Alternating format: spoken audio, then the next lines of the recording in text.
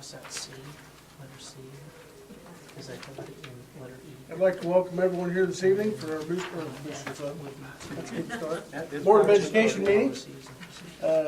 Everyone please rise and join me in the flag salute. I pledge allegiance to the flag of the United States of America and to the republic for which it stands, one nation, under God, indivisible, with liberty and justice for all.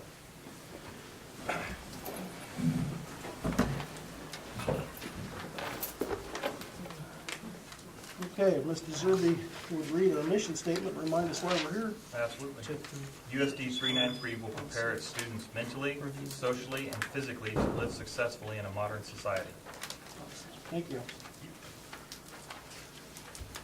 On the agenda, we've got a few additions and deletions and amendments, and I'll go through those real quick. Under letter Roman numeral 4, preliminaries, we have under the consent agenda, we will have adopt agenda, approve minutes of November 11th regular meeting, approve minutes of November 11th work session. We will take D off of that since the auditor is not here. And the new letter D will be approve high school, middle school vocal program change to December 11. Under audiences tonight, we're happy to have Mrs. Kilgore and her students to do a demonstration on technology. And we have Representative John Barker and Senator Tom Markey here to visit with us. Under reports, we'll hear from the superintendent, the principal. Under committee, that will be a recreation program report rather than booster club. We'll have an after-school report and a board member report from the KSB conference. Under discussion action items, we will have approved bills, technology update. We will delete C. Under D, we'll have 2004-15 calendar. Under E, iPod pilot, initiative 1-1 initiative for 14 and 15.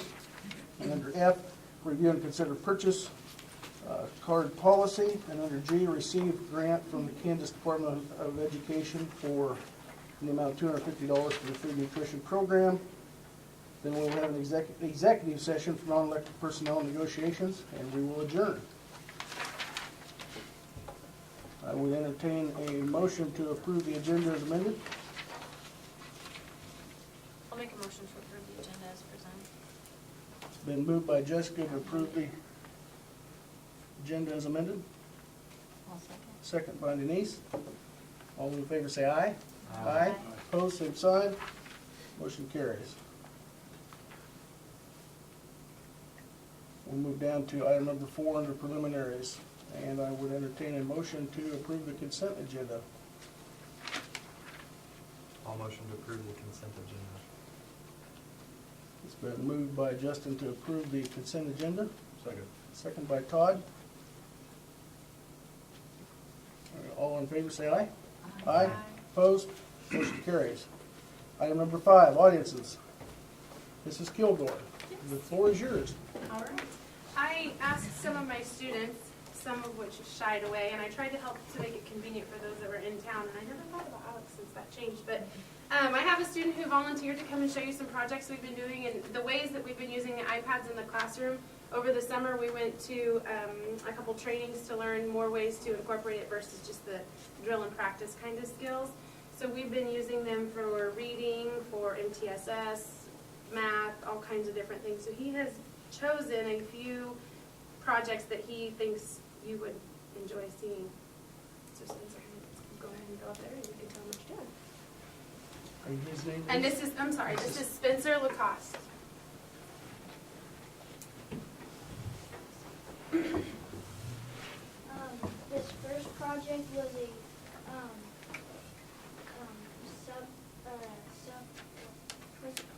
prefix, and I chose the word deboard, and I had to put a sentence, the definition, and of the entire word, and the prefix. And the sentence is, I will deboard an airplane in 1 hour. And I chose some pictures for the word deboard. Their job is to illustrate, to come up with a sentence, to define, and to use it, choose a word and use it. We do this with many things. And then literature circles for reading. I was reading the book, The Indian in the Cupboard, and I went ahead and researched the author, and the author was Lynn Reed Banks, and Lynn, the author of Indian in the Cupboard made the #1 book of the year. Lynn made even more books after The Indian in the Cupboard. One is Return of the Indian. The Indian in the Cupboard was made into a film in 1995. She was born on July 31st, 1929 in the London, United Kingdom. She's 84 years old now. With our literature circles, they would read a chapter. I had 5 different novels going on at the same time with the group of students I have. And one was Indian in the Cupboard, and there were 4 other novels that students were reading in groups. And each day they would read a chapter, and then they would complete a job. There was an investigator, which is what he investigated, a part of the book, setting anything they want to investigate that has to do with that chapter. There's a word wizard where they choose 2 words and they create vocabulary cards based on that, which is another app that I think you may show. There's an illustrator where they choose 4 pictures to illustrate that chapter. What else is there? Connector, where they have to connect it to a personal experience or some way they can connect that chapter, a piece of that, to their own lives. Discussion leader, where they came up with discussion questions for their groups, and we post those on My Big Campus, which is an online tool that you can use for many things. But I kind of dove into it on my own, no training or anything, and I thought the discussion board was the first thing I was going to try until I can get training on some of the other attaching documents and things. But they did an online discussion board, and I can just sit back and monitor their discussion that they can keep between them. They really like that. So the discussion leader came up with questions to discuss, and then as their group met, they used EduCreations to record the discussion, and I could listen to that discussion later on. So I couldn't necessarily be at every group every day, but I could always listen to their discussion and make sure they were on task. So that's some of the projects he'll show. And then I did a vocabulary word, and the word was savage, and it means a brutal person. It is a noun, and then this is my sentence. A criminal is a savage person and is very mean. And then I drew 2 people inside a jail, and I wrote jail on the top. I did another prefix, and it was co, and the word is co-pilot, and the prefix co means with, together, jointly, and my sentence is, I was a co-pilot for the trip across the state. I put pictures of the pilot and co-pilot.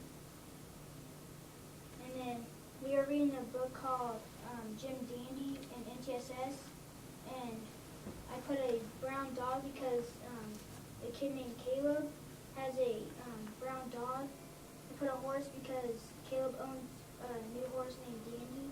Put a barn because they live on a farm. Put a field because they're always working on the field. Put a candle because they lit a candle for Christmas. I did another prefix. It's X.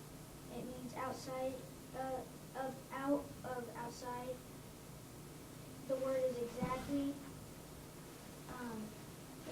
The definition is exhibiting or marked by strict, particular, and complete accordance with fact or a standard. My sentence is, I got the exact answer as you on the test. And then I'm going to show you a project on Keynote.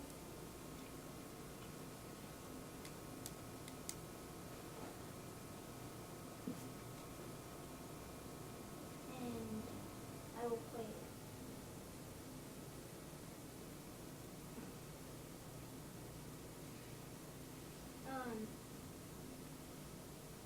I researched, hold on, has to be there.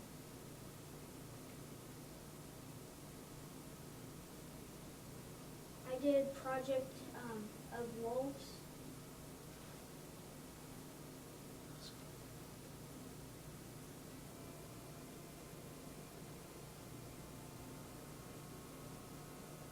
And the description of a wolf is Wolves have fuzzy coats and baby blue eyes that make them look like a dog. They are related to coyotes, foxes, jackals, dingoes, and dogs. They are the largest wild member in the dog family. Wolves live in Canada, Alaska, Minnesota, Wisconsin, Michigan, Montana, Idaho, and Washington. North American wolves have relatives in Asia, Italy, Spain, and Portugal. They weigh more than 100 pounds. They are 6 feet long from the tip of the nose to the tip of the tail. They are mostly grayish or mixtures of black, gray, tan, brown, and white.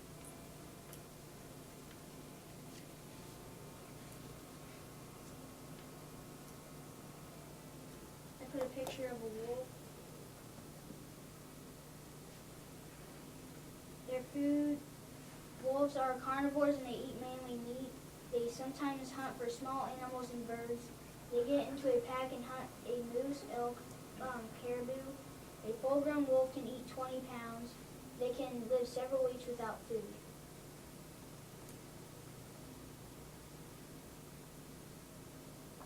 A wolf's home.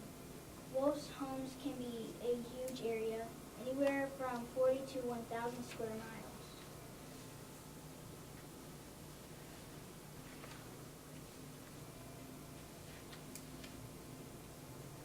Wolves are always alert. They can hear sounds way out of range of people's hearing, has good smell for food, has good eyesight for food or danger.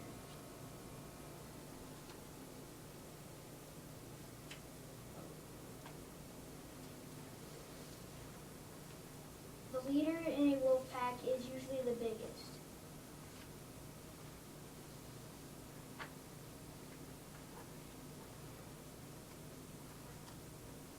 There's another picture of a wolf howling.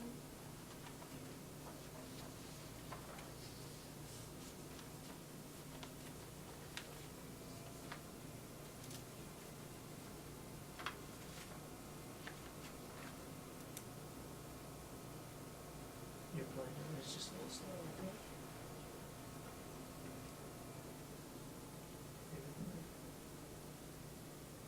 Is that the last slide? Yeah. Okay. With Keynote, this was a paid app that was rather a pricey app, and I think of all apps that we use that we've paid, this is probably one of their favorite. I can give them a rubric, which that's what I gave them here from TSS, was a research rubric. This is what I want to see. I had never worked with Keynote before myself. They had never seen it. We kind of walked through a tutorial, but after that, they did everything on their own. They were able to figure out the animations. They were able to just dive in and go, and I think if I give them a rubric now, they choose to go right to this app because they can do all these fun things. In fact, I have to kind of limit the animations that they do because otherwise there's like an animation for every letter, every picture, everywhere. But it is fun to see what they can create. But this one, they like to make presentations for all kinds of things. It's to the point now where I can give them an assignment and this is what I need you to do, this is what I want to see. And they go and they choose apps. One may choose strip design, one may choose pic collage, one may choose Keynote, one may choose anything, and they all can come up with the same components and it doesn't matter. And I think they're comfortable with what they know and they're able to produce their assignments like that. The one thing I'm looking at with My Big Campus is how they can send that to me so I can grade it and respond and then return it back to them. I know that there is a way on My Big Campus to do all of that. I'm just not quite there. I'm trying one step at a time. We're trying to get it, but the discussion board is really big, and they really like because then they can do discussion throughout the day. If one's a little bit quicker of a reader, and then they can still go back and respond to those questions and have a good discussion. And my final one is in trading cards, and the word I looked up because, like I said, the first project I did was the Indian cover book. A kid named Omri had an erector set, and I did not know what that was, so I picked trading cards. The definition is used for a metal toy construction set. Senses, it is a metal toy set. Location, in Omri's room. Function, you put the pieces together. Effects, an erector set has lots of pieces. Importance, they are fun to play with. Additional information, none. Alternative use, none. Personal connection, I have an erector set at my house. Memorable moment, none.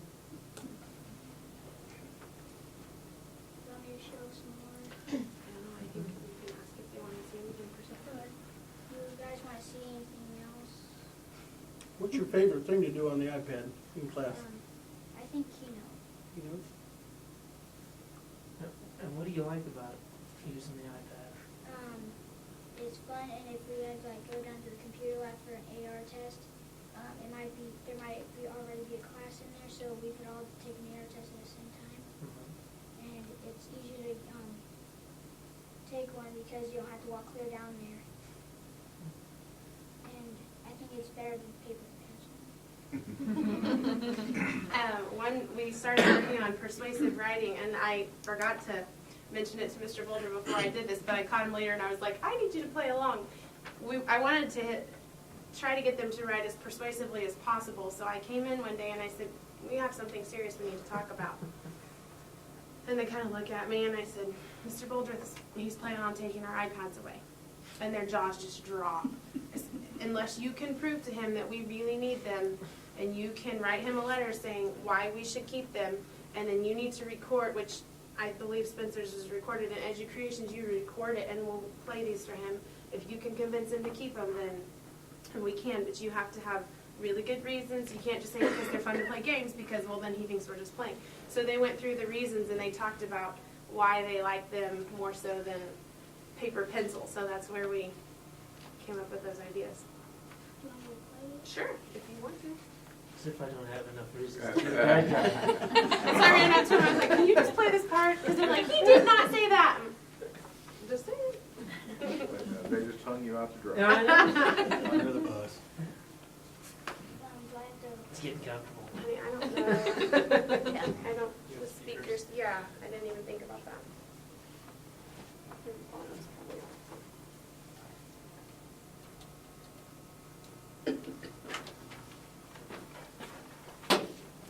Did you have sound with your Yeah. wolf thing? No, we hadn't sound Okay, that. okay. We didn't get that advanced, did we? That was the first time we used it. If you thought your iPads were getting taken away, did they get you excited? Yeah. You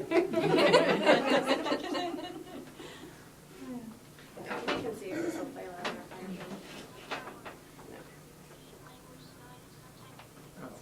Playing through there. Oh, it is, isn't it? Maybe we turn that off if like. The speakers.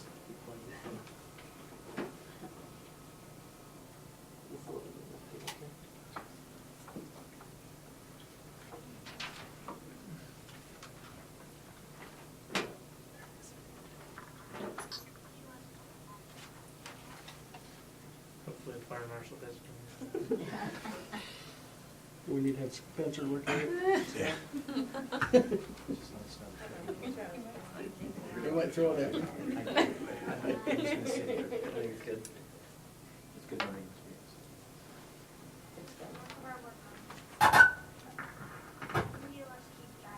We do most of our work on them. We have reading, language, spelling, and sometimes math. We also take AR tests on them. If you take them away, learning would be as fun. In TSS, we do projects on them like Keynote. We also do work in we research things on them for projects. AR is faster than taking one test on a computer.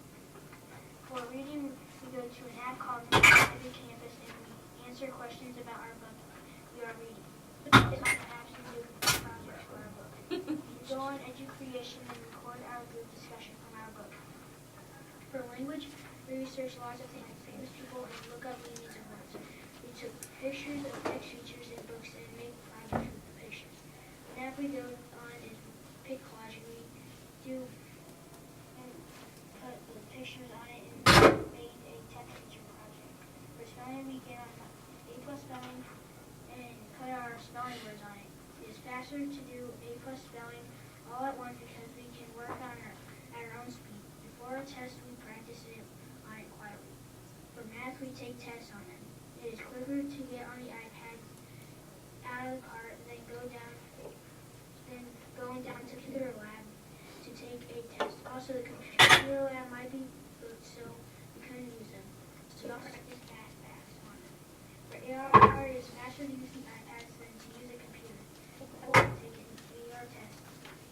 Then take an AR test on the computer. If we had to use a computer, we would have to take turns and have to wait. If you wait,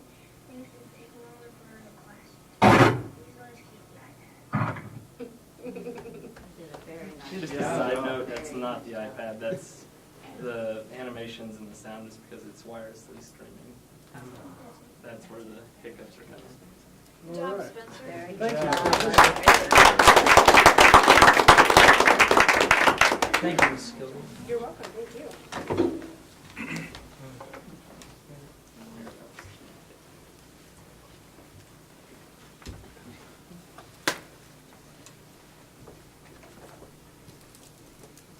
Okay, the next item on our agenda is our visitors from the legislature.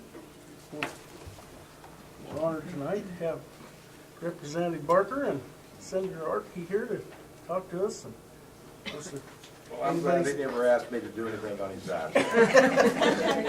I see you don't have your iPad with you. So I've got my Okay. iPhone, which I've only had about a year, so. Well, there seems to be a lot going on in education now, obviously. And so it's always nice to have the people that represent us come talk to us, so. Tell us what you anticipate. Well, what I would probably the best way to break this, Tom's vice chair of the education committee. I'm not on the education committee, although I try to keep abreast of what's going on.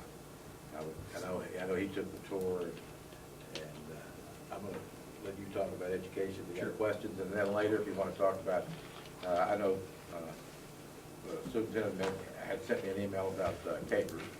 I'm on the capers board, so I will answer those questions as best I can. Okay. And from what we know at this point, but I'll fire up. fired up. Thanks. Well, thanks for having us. I think it's important to have good communication with all the school boards. I have 9, so I try to make it all of them. It's not possible, so this worked out real well, and thanks, Brad, for inviting me. There's a couple things coming up this year that we're going to be able to do that we haven't been able to do in the past. And part of that was passing a 2-year budget. So we're going to have to start over again this year.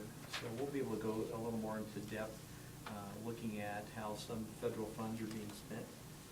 Are they actually being spent on the students that the money is supposedly appropriated for? So there's a heads up. You need to probably make sure your auditor is looking to see specifically where those federal funds are going. Are they going to the classroom? Are they going to a teacher's salary? Those types of areas. So that's coming up, and I'm kind of excited to take a look at that. That's actually 10% of our total state school budget. I don't know what percent it is of your particular school budget, but it's a big number.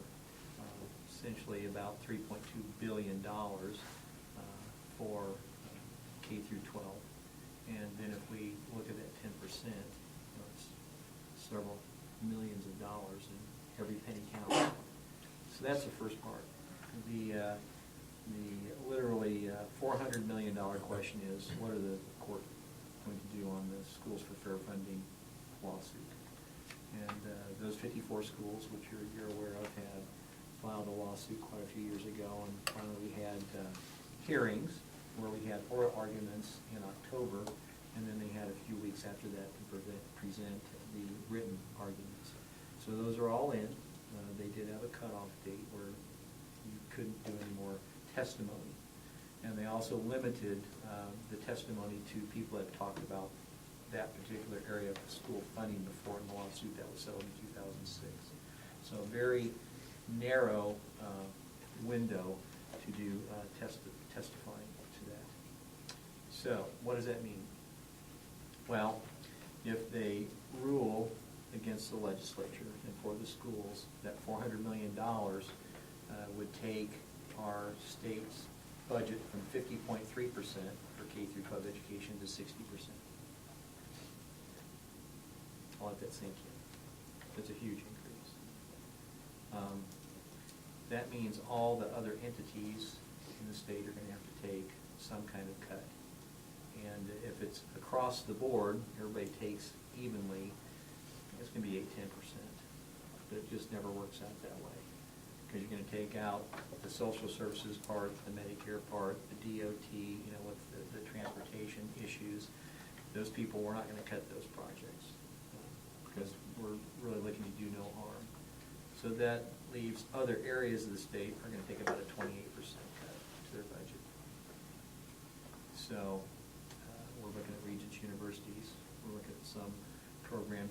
for the railroad and air transportation. Yes, some transportation funding will be cut. So it's a big deal, and I've had a chance to look at some preliminary budgets with across-the-board cuts and keeping some of those essential services fully funded. And it's ugly. I'm not going to sugarcoat it. It's going to be really hard. So I'm not sure what the Supreme Court's going to do with this lawsuit. It'd be my preference that they announce their decision before the session starts. That will give us the full session to work on it. It gets more difficult the longer they wait. If they do it before the end of January, we really shouldn't have any problem looking at what we need to do. The legislature, both the House and the Senate, have a drop-dead day where you cannot introduce a new bill, period. And that's a good thing, because we don't want to keep bringing up new things where we've got to get hearings in committees and then scheduled for debate on the floor and then, transfer that bill back and forth between the House and the Senate. There's just a limited amount of time in 90 days. If they wait till after that drop-dead day, we'll have a special session. And that will be very expensive. And that will really eat up a lot of funds that I think could be spent for the good of our elementary K through 12 students. So it's an important subject that we're going to be discussing, and so I want the courts to, and John can talk about this a little bit, get off the dime and render an opinion so we can have something to work with. So I don't know what that's going to be. I've tried to snoop around and ask and find out, and it's really clamped down. They are just not saying it. They're not even saying when they're meeting. So sometimes they say we're going to have a discussion on this, and they close the door and supposedly discuss it there. So those are that's another thing. The other area that I think is very important for K through 12 is exactly what you're doing. Is the technology part of it. You probably realized if you've purchased any textbooks in the last 5 to 8 years that we're really shrunk down on the number of publishers. That's a bad thing, but that's just the way private business has gone. We've had one big book publisher buy all the other smaller ones out. So there's really not much choice anymore. So if you're Texas, California, and Florida, you're going to dominate what's going to be put in the textbooks, just the way it is. So I think with technology and licensing, I think your ability to update the curriculum electronically is going to be a lot easier than having a physical paper book. Personally, 61 years old, I like holding the book in my hand. I do have a Kindle, I do read books on Kindle, but there's just something nice about having the weight of the book and not this little flat screen. So I think there's some advantages coming to that in terms of the curriculum that's going to be available electronically. As a school board, folks, you're the gateway, and I'll really charge you to look at those things very carefully. I've looked at some of the new Common Core math, and a lot of it has some very good things in it. I think we're getting to the point where they're seeing that memorization of some of these things are critical. You just can't move forward unless you've got to have them top of mind awareness. And I've seen some other examples that I thought, well, what's the point of that? What's the bottom line? How does it help my student move forward? And so those things will be worked out. I hope it doesn't become like another No Child Left Behind program where we sunk and we were all in. And so I'm personally a little more cautious this time. I'm not all in. I'm going to review it very carefully and make sure we're getting what we're paying for, because it's very expensive. Across the United States, it's about $15 billion. And so if you look at the total student population we have in Kansas, 462,000 students, we need to be very frugal and make sure that we get the most bang for our buck, because we can't afford to buy textbooks every other year or every 4 years. It's just too much. So there's a charge for you. Please review the curriculum very carefully. You've got a lot of staff that are relying on your wisdom there to make sure that you're giving them the tools they need to work with in the classroom. And that goes for me, because I still do teach. And it's important that I have good materials to teach from. And we really count on our students to become the next leaders. And so you gotta look what's coming up. And it is important. So there's what's coming up. Okay. John? I'll touch on the lawsuit a little bit. It started out, back in the turn of the century here, with the last lawsuit, which was a monetary lawsuit. That time, the Supreme Court held and awarded $300 million or so, and the legislature had to go into special session, and they had two choices, I guess. They could have filed for an appeal, and that'd be heard by the United States Supreme Court, or choose not to. At that time, the legislature appropriated the money. Governor Sebelius was not inclined. She liked the decision, and she did not appeal it. Most legal scholars, and I'm not one of them, would tell you that that was a wrong decision, because courts do not appropriate money. The Constitution says that your state of Kansas is to provide for a suitable education. Now, the Supreme Court could have defined suitable, and this is how you get there. Step A, B, C, D, E. And the legislature, that is your job to get there. And if you have to spend money for it, then you appropriate. The Supreme Court cannot impose a tax. This courts don't do that. They define what is suitable, then the legislature works its unwisdom or wisdom, whichever you want to call it, but their objective is to reach that goal, that what has been defined as suitable. So with this decision, and I knew one of the judges, one of the three-panel judges that heard the initial case, Jack Burr from out in Garden City, known him for 25 years. And they rendered that decision. I don't have a problem with their decision. It's, the question is what the Supreme Court will do. Supreme Court never tells you what they're going to do. And it's probably the most secretive process we've got, which they need to be. They're conferencing, and they'll work out a decision. They'll have somebody write it, and then they'll come out. Who knows? I mean, they've still got the case from Wichita, the double murder case. It's been under advisement in their court for 6 years. So I think this decision will be sooner. And it'll be either they're going to punt, send it back to the district court for rehearing with guidance, or they will sustain the decision and come back to the legislature, and then the legislature and the governor will have to decide whether they'll accept it or whether they will appeal it. And then if they appeal it, and if the Supreme Court grants cert, it could be 2 years down the road. But that's the process we're in. I would not venture to guess which way they're going to go. I know that they are in some type of negotiations right now with the parties are. And that's not uncommon. I mean, they could reach an agreement before the Supreme Court renders the decision, and the Supreme Court will stand moot. It'll be a moot issue. They'll probably not even render the decision.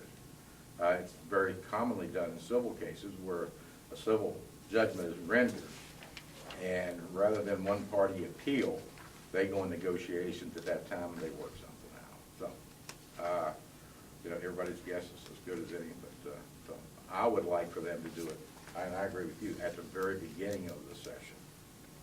Now, there is some other parts. If they come out with a decision where we award the money, there is a move to include the state's capers contribution that the state makes on behalf of the teachers to be included in the state-based aid. That's $300 million. That's $354 million. That would be added, which is almost as much as what they've ordered. Because, as you know, the the state appropriates that money to the State Board of Education, they send it to the school district, and it's a bump back. It hits your accounts and then bumps right back to the State Board of Education. They cut the check. That may change. What they're proposing, and it's going to be in my committee on the papers, is that you'll have to take some action. They're going to send that money to you, but you're going to have a board meeting. You'll have to have a motion, then you'll send that money back. And that's just a transparency. You talk to a lot of school board members, they do not know that you don't pay capers out of your budget. When I was in Abilene, several of them mentioned, you mean we don't pay it? I said, no. I said, it bumps over here, that comes all the way back to the state. So you'll have to take some action as part of, to get that money back, so that you're aware that that money comes out of your district and goes to the state. That really doesn't solve the problem, though. It doesn't, but it is this is the age of transparency. Problem Peter to pay Paul. But the state wants to get credit for that money, and they've never been given credit for that money. In the at least in the Gannon lawsuit, it was not presented as evidence. So if the state, and I've got those figures here, I brought those to you mentioned you wanted this question. In 2014, the state paid $328,245,000. In 15, it will be $363,248,462. So there is the state does pay that. Well, they get credit for it, I don't know. At some point in time, we've got to have a conversation, in this state about, what our needs are, and if we want them, we need to pay for it. So The state certainly pays. Bringing that question up, why do we lower income taxes? That was for business, to increase business. I just got an email today where, what was that one company moving in, creating 300 new jobs? Like the Department of Commerce. There's two philosophies. I don't know which one works. One of them is you tax more and you run businesses out. I mean, businesses are running out of California left and right. California has about a $400 billion unfunded actuarial in their retirement systems. Illinois has $300 billion with a B, unfunded actuarial. Detroit, of course, had one, and they just went bankrupt. Kansas, we have, if you look at the figures, and we're trying to look at the most favorable figures, is $10 billion. Last year it was 8. This year it's 10, just in retirement. Well, explain how that happened, because we have to do averaging over 4 Yeah, we do a periods. 5-year average, but what's really bad is we do the assumption that we're going to make 8% on our money every year. Now, there was a report that just came out of New York that said we're the 4th worst in the nation after Illinois, and their projections are that we're $32 billion in unfunded actuarial, because they computed at, they used the assumption of 3.5. They think that's a more realistic number. Now, historically, we have made over 8% in the last 20 years. On average. On average. Whether that will continue, I'd like to think so. This year is a very good year in the market. But also, the Capers Investment Board, they have so many criteria that they've got to follow, because they are, they just can't go out and pick stock. I mean, they have to do research and use due diligence. So they've done it for the last, and I told one of the members, I said, I hope you continue to do well. Because if it drops down 1 point, and the Capers Board really wants us to reduce it down to 7. They think that's more realistic. But if we drop it down to 7, then you have to use those assumptions, and then you go from $10 billion in unfunded actuarials to probably 15 to 17 billion, just to 1 point. I'm just trying to figure out why we're comparing ourselves to California and Illinois and Because those are the cities that have unfunded actuarials, the worst ones. And I use that because we were the 4th, by the article, we were the 4th worst in the nation. with the Capers. with our capers, just our capers. But isn't that partly due to a decision that they made 20 years ago to not put money in? Wrong. No, actually, it's I'll more give you the complicated history of than that. capers, because I got on the capers committee this year, and I wanted to know the full history. 1977, the teachers had their own retirement system. It was bankrupt. $400 million bankrupt. The state assumed that responsibility and threw $100 million in it every year for 4 years, and they were still $400 million in. The interesting part I found about the capers is 7 years after you retire, you draw everything out of it, plus the interest, everything you put into it, plus 8% interest, you've drawn out in 7 years. Now, when the actuary told me that teachers live longer than anybody else, I was surprised. But you know, I'm just doing what the actuarials would say. You know, if you retire 7 years, you've taken everything plus all the interest out of what you put into it. 2, teachers live longer than anybody else. I don't agree. I could send you down to capers, and they'll put you in a room, and they'll give it all to you. And I would welcome for you to do that. Now, we have 5 funds. They're all one big fund. But you have the teachers, capers. You have city and county employees, capers. You have state employees, capers. Then you have Kansas Police and Fire. And then you have judges' retirement. I am glad to say that the judges' retirement is the best of all of them. It's funded at 83%. And why? Because we paid a higher percentage every year. Where teachers have paid 4%, which is going up to 5% in January. They paid 4%. Judges have only paid 6 to 8%. Kansas Police and Fire pays a higher percentage. And they're at 70%. Yeah, 7%. So when it will help, we have a program that in 2033 we should turn the unfunded actuarial around, because with the additional contributions in this January, and then the following January it kicks up another percentage.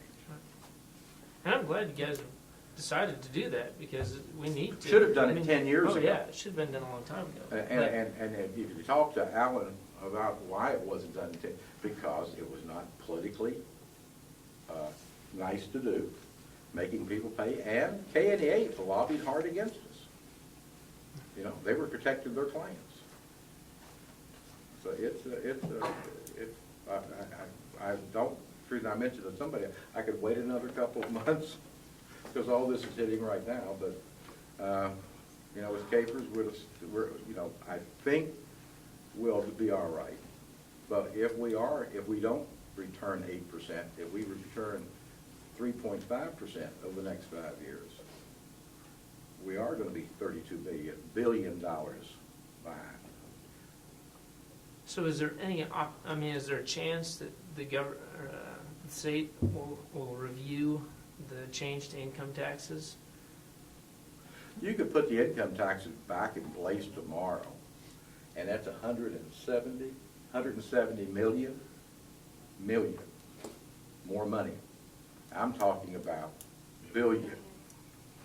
But 170 million right now would do it. Yeah. And who do we give it to? I mean, if we put it, I mean, I'll vote to raise your income taxes another 25%.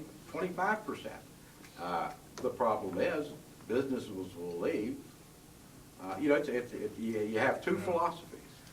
I want to grow the economy, but if you put $175 million back in the economy from this tax cut that they did, and I'm not sure about the one the year before, because I'm not sure, but $178 million,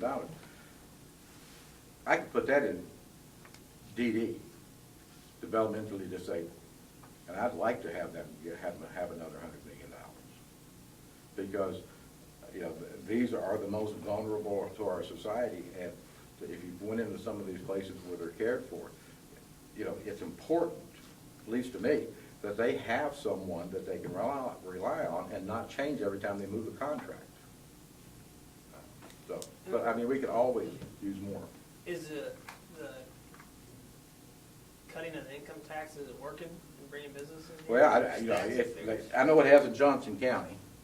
And I just read the text about this one place that just they're gonna create 300 jobs. But no, the economy is pretty well, is doing fairly well in Kansas right now. But how many teachers' jobs have we cut? None, None. No, that's absolutely. baloney. No, I will tell you that if you Oh, look at the since total 2008? spending, just a Since second. 2008? Just a second, said total spending Okay. has never gone down except for when Governor Sebelius and Parkinson gave you a physical monetary cut to the school finance dollars. In other words, they cut your base funding. Since Brownback has been in, we have increased that every year, Increased what? the base funding. In fact, last year alone, we went up $60 per student. I can show you the facts. Well, Uh, I've got the- and Bay because State then aid? you're gonna take And that Bay State funding- aid are in waitings. Let's not even talk about weightings. Okay, That is Bay so State- messed up. Yeah. I don't even want to go there. I'm talking about Bay State aid per student. Okay. Because However- I'll just be blunt. There are school districts that aren't as honest as other school districts. Well, And they're they audited. play with their weightings, okay? And I think they get additional funds they shouldn't have. I'll just be that blunt. But we're audited every year. Your audit doesn't mean anything. That- And here's why, because there was no relationship in the past between the dollars you got and the dollars you spent until the legislature passed the Senate bill that said, you will publish on your website, Form 150, your budget proposal and the actual dollars spent. And now we have an audit that's coming up this next year that will say, where did I spend those dollars? And that's why we'll look at the federal dollars. Did they go to the student? Did they go to the program? Did they go to the salary?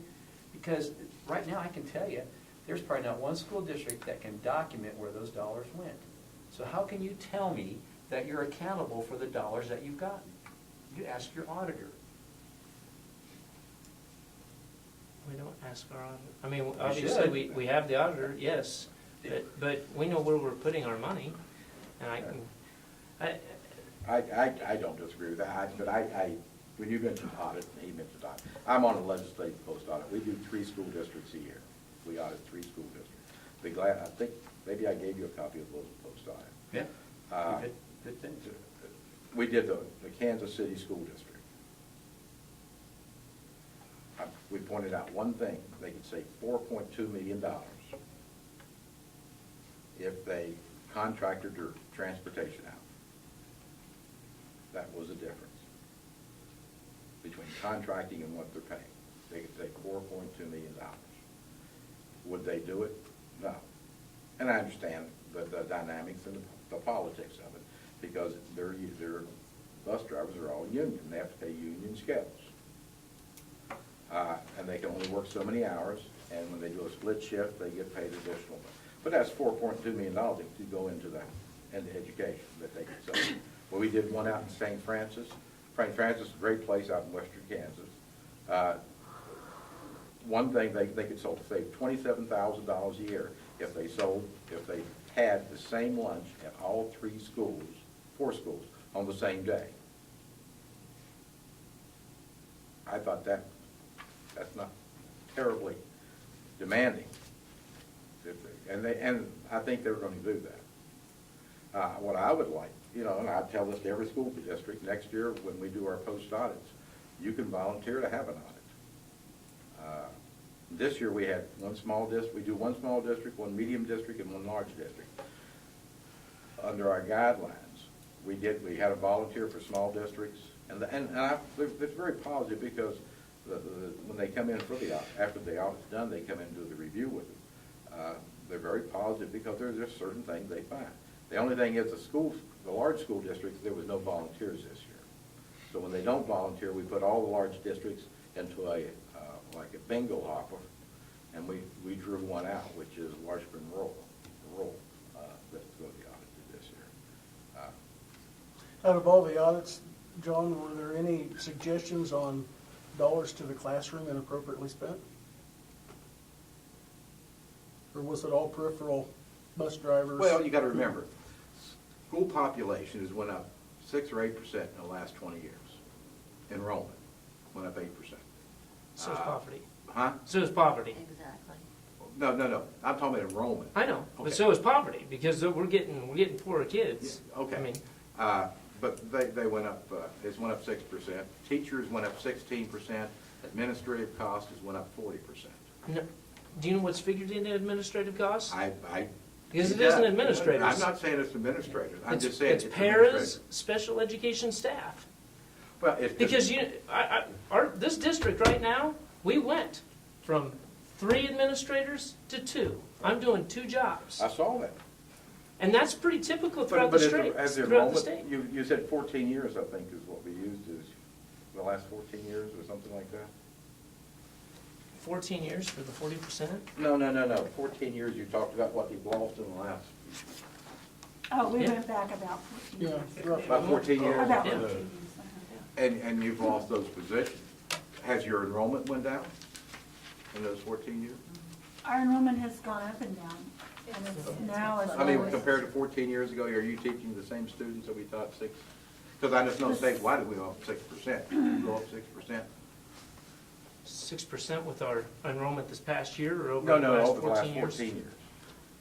Our enrollment has gone up and down in 14 years. And I would say now we have less students than we had 14 years ago. We have more economically disadvantaged students than we had 14 years ago. We have more special needs students than we had 14 years ago. I agree, and I see that as administrative costs, and I recognize that because now we have more paras, and we have, I just don't like the fact that all this other is thrown into administrative and other staff, because I don't think that that's a true picture. Because it's not administration. We haven't added to administration. We've added a lot of paras who have come in and they're doing library duties. Right. We've added a lot of paras because special ed has jumped from, in 1992, 5% to 45.6%. I mean, I would agree. I think that's small huge. school districts That's have done a huge. fantastic Yeah, job. and I agree. It's a But you large, guys are I'll give you an example. Salina, But- we and- have additional assistant superintendents we didn't have even 5 years ago, and our school population is down 5 or 6%. That's not fair to you as a small school district. I think they have added additional administrative costs. But there's a lot more paperwork, there's a lot more that we're accountable to, there's so much more record keeping that we're accountable to. And so I would imagine those bigger districts have to have that personnel, and really, we do too, but we just can't afford to do it. And so that's my question is the federal funds, which is 10% of our total school budget, worth it for all additional paperwork we're required to do? That's the question I'm asking. I think your burden is horrendous. I would hate to be in your shoes to have to fill out that paperwork for that little amount of money. So, and that's a tough decision. I don't know what the answer is, but we're sure gonna look into it this year. Okay, so let me ask you one other question. In 1992, we were at $3,600 base stadia per pupil. Okay. That's 21 years ago. And what was the mill levy? And now we're, Statewide mill levy. huh? What was the statewide 30. mill? That's right, it was 30. And now we're at 20. Yep. But we And didn't have LOBs or baby LOBs. baby could go to- LOBs. Well, you could pass an additional bump to your LOB for a short period of time that sunsets, like the Right. 4% sales tax, that's fine. And we've had to do those things in I order to understand. make up for the fact, because we're at 38.38, which is only $238 more than we were 21 years ago. There's no way that accounts for the inflation that has gone on. You guys know that food costs have doubled, if not tripled, so has fuel costs. And so it's really hard for a school like us, schools across the state to survive. And I know that a lot of the push has been to, well, to some degree, cut out schools that have a lower population. You know, and if we're trying to consolidate, if that's the point, I'm not sure that the consolidation is gonna help, especially rural Kansas. And I know agree. Johnson County might be doing well, but we're not Johnson County. In fact, we are a rural state with a couple of population centers. 3. 3. Oh, okay. Okay, I agree, three. I mean, and you've Man, got to that's- remember, and I that's- get that, these guys think, when you come west of Topeka, you're in the Badlands. Johnson County, they've got 35 legislators. Yeah. And I mean, I mean, because I taught and- Shawnee and- Mission, and so they I know want- exactly and what. they want to fool with the formula. They want more of their money. Now, Mhm. you know, and that's a battle that we may have to go into this year, I hope not. It needs to be equitable. I agree. Every Well, they student's also have worth an the same amount. assessed valuation that's through the roof compared to $7 what we billion have out here. Yeah, yeah. So they can afford to. So increase that their they see level. their money leaving their county and coming out here. And I always tell them, I said, well, I appreciate it, you know, we are one state. But they are, as they grow and become more populated, you've got Sedgwick, Johnson County, you've got Sedgwick County, those districts, you know, they just have a lot of legislators, so they can get stuff through. The entire House leadership, except one person, I think, is from Johnson County. You know, speakers from Johnson County, majority leaders from Johnson County. And those things, well, other than Speaker Pro Tem, I guess, she's from Emporia. It's a battle we fight. So are we underfunded or overfunded? School systems? Yeah. You know, I don't know. I don't think they're overfunded. Okay. Okay. The question is where the dollars going to come from if you get this lawsuit. I mean, you know, you can take it out of all the other departments, but there's certain departments we can't take it out of. And that's kind of why I'm asking, what about changing the income tax and going back to where we were? Because I don't think we're getting. I can introduce that the first day of session. Do you think it will go anywhere in this state? No. Not going to happen. Nobody wants their income taxes raised. And the reason I say that is because we tried, I had no problem with leaving the sales tax on, that they took off half of it. You know, you get, every organization in the world thinks that we're lowering their bull. Just by lowering the income tax, what we've had to do is raise our LOB. We've had to raise property taxes to make up for it. Where were So- you before and where are you at now on your LOB? With the 20 or without the 20? With the 20. Dean Ann, help me out, correct me if I'm wrong. It's been pretty level for the last 5 or 6 years. Very steady. Very little change at all. If we increased our LOB, it was because we were able to reduce our bonded interest, or because we had growth in To valuation. keep it level. So we've kept our mill levy very, very stable. Yeah, and I congratulate you for that, really. I look at El Saline, southeast of Saline, you, who have kept their LOB low. You have done the right thing. You've done the right. But we can't continue to do that. I understand that. Yeah. And here's I'm not the sure we're doing issue. kids the right thing. No. Well, I agree, and here's where the disparity just irks me to death. I'm looking at school districts that have been extremely frugal, kept their LOB low, spend between $8,000 and $10,000 per student. Their test scores are just through the roof. They are actually doing very well. And I look at another school district very close to, which I'll name 305, and they spend $17,000 per student, and their test scores are dropping. That's not fair. That is not good use of the state's dollars, and that's where this audit that I'm talking about comes in, to make sure that, what in the world are we doing with 17,000? I know, I see the Right, but brief audit on paper. Even That you doesn't- said the tests that we've been using in the past under NCLB have been terrible. I mean, they don't, They don't in my measure opinion, anything. they don't do anything. They tell us we can memorize something. That's right. Whereas the Common Core is delving deeper, and we're asking kids to actually do stuff with that Problem information. solving. It's problem solving. It's a lot higher order thinking. Well, the root of the problem doesn't And start so, with. so error. testing, I'm not even sure that particular test is valid in assessing. Well, I never whether- used it as something that was valid. If I'm gonna look at the Iowa-based skills, California Achievement Test, the NEAT test, SAT. Those are the tests where the rubber meets the road because they're given nationally. You can compare yourself to see how you're doing. You know, I guess it concerns me, they had the big NPR story a week ago or so that talks about the United States being, Massachusetts specifically being 22nd, in the world in terms of how we are educating in math, reading, and science. Well, if Kansas is 9th below that and they're 22nd, well, where does that put Kansas? I don't want to be there.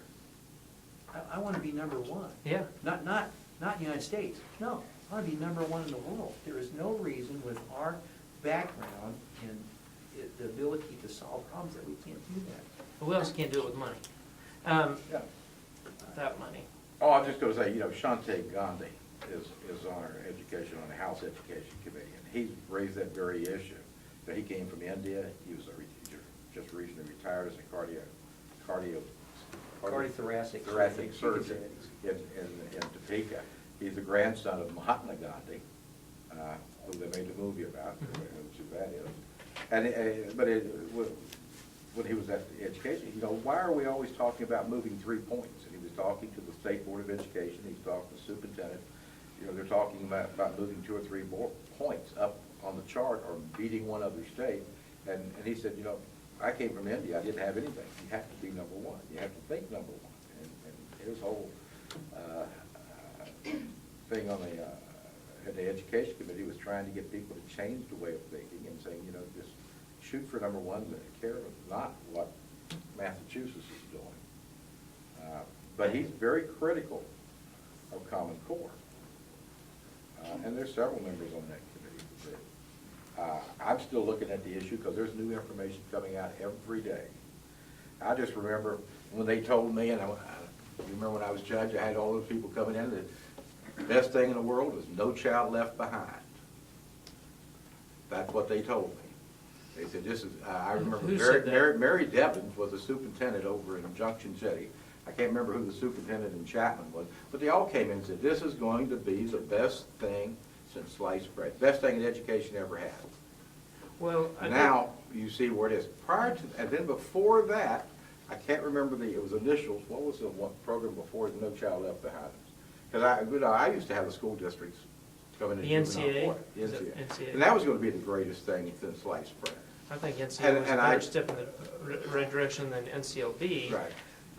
I know what they're trying to do with NCLB. I don't, as a teacher, when I was teaching and NCLB came through, I don't think, at least the staff that I was with, that thought much of it. We just thought it was another hoop we're gonna have to jump through. So there's an advantage of being 63 and being in government for 30 years, because I remember all those different programs that were sold to us over the years. And Common Core may be the best thing since sliced bread. I don't know. But I can see if we spend billions of dollars for it, and in 5 or 6 years, just like let it run its course, it's not that good. Because the thing is the waiver. And you don't know what the testing portion's going to be. I went to one seminar, they said, well, if you didn't like No Child Left Behind, Common Core is going to be No Child Left Behind on steroids. Because when you start getting people in that love to do testing, they'll test every day. And they don't have that portion of it. So, I'm just going in with eyes wide open. I want to see the whole thing. And I think that's what we should all be doing. And you've we tasked all the school board. Pay attention and look at this stuff, because if it's not going to be an advantage to us, we need to know. Would you mind fielding a couple questions from teachers? How about if we Oh, let no the problem. board ask any questions? Oh, yeah, sure. This Yeah. is my meeting, I'll take it over. Oh, sorry. Does the board have any questions? Comment? I do. Yes, ma'am. How do you guys feel about early childhood education, like pre-K? I tell you what, I was the very first family, April and I was, on Parents as Teachers.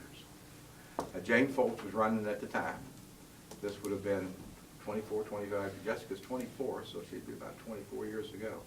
And my wife taught child development. She was a home ec teacher before it changed to facts a few years ago, I guess. But I remember Jane coming into our house. Jessica was just a baby.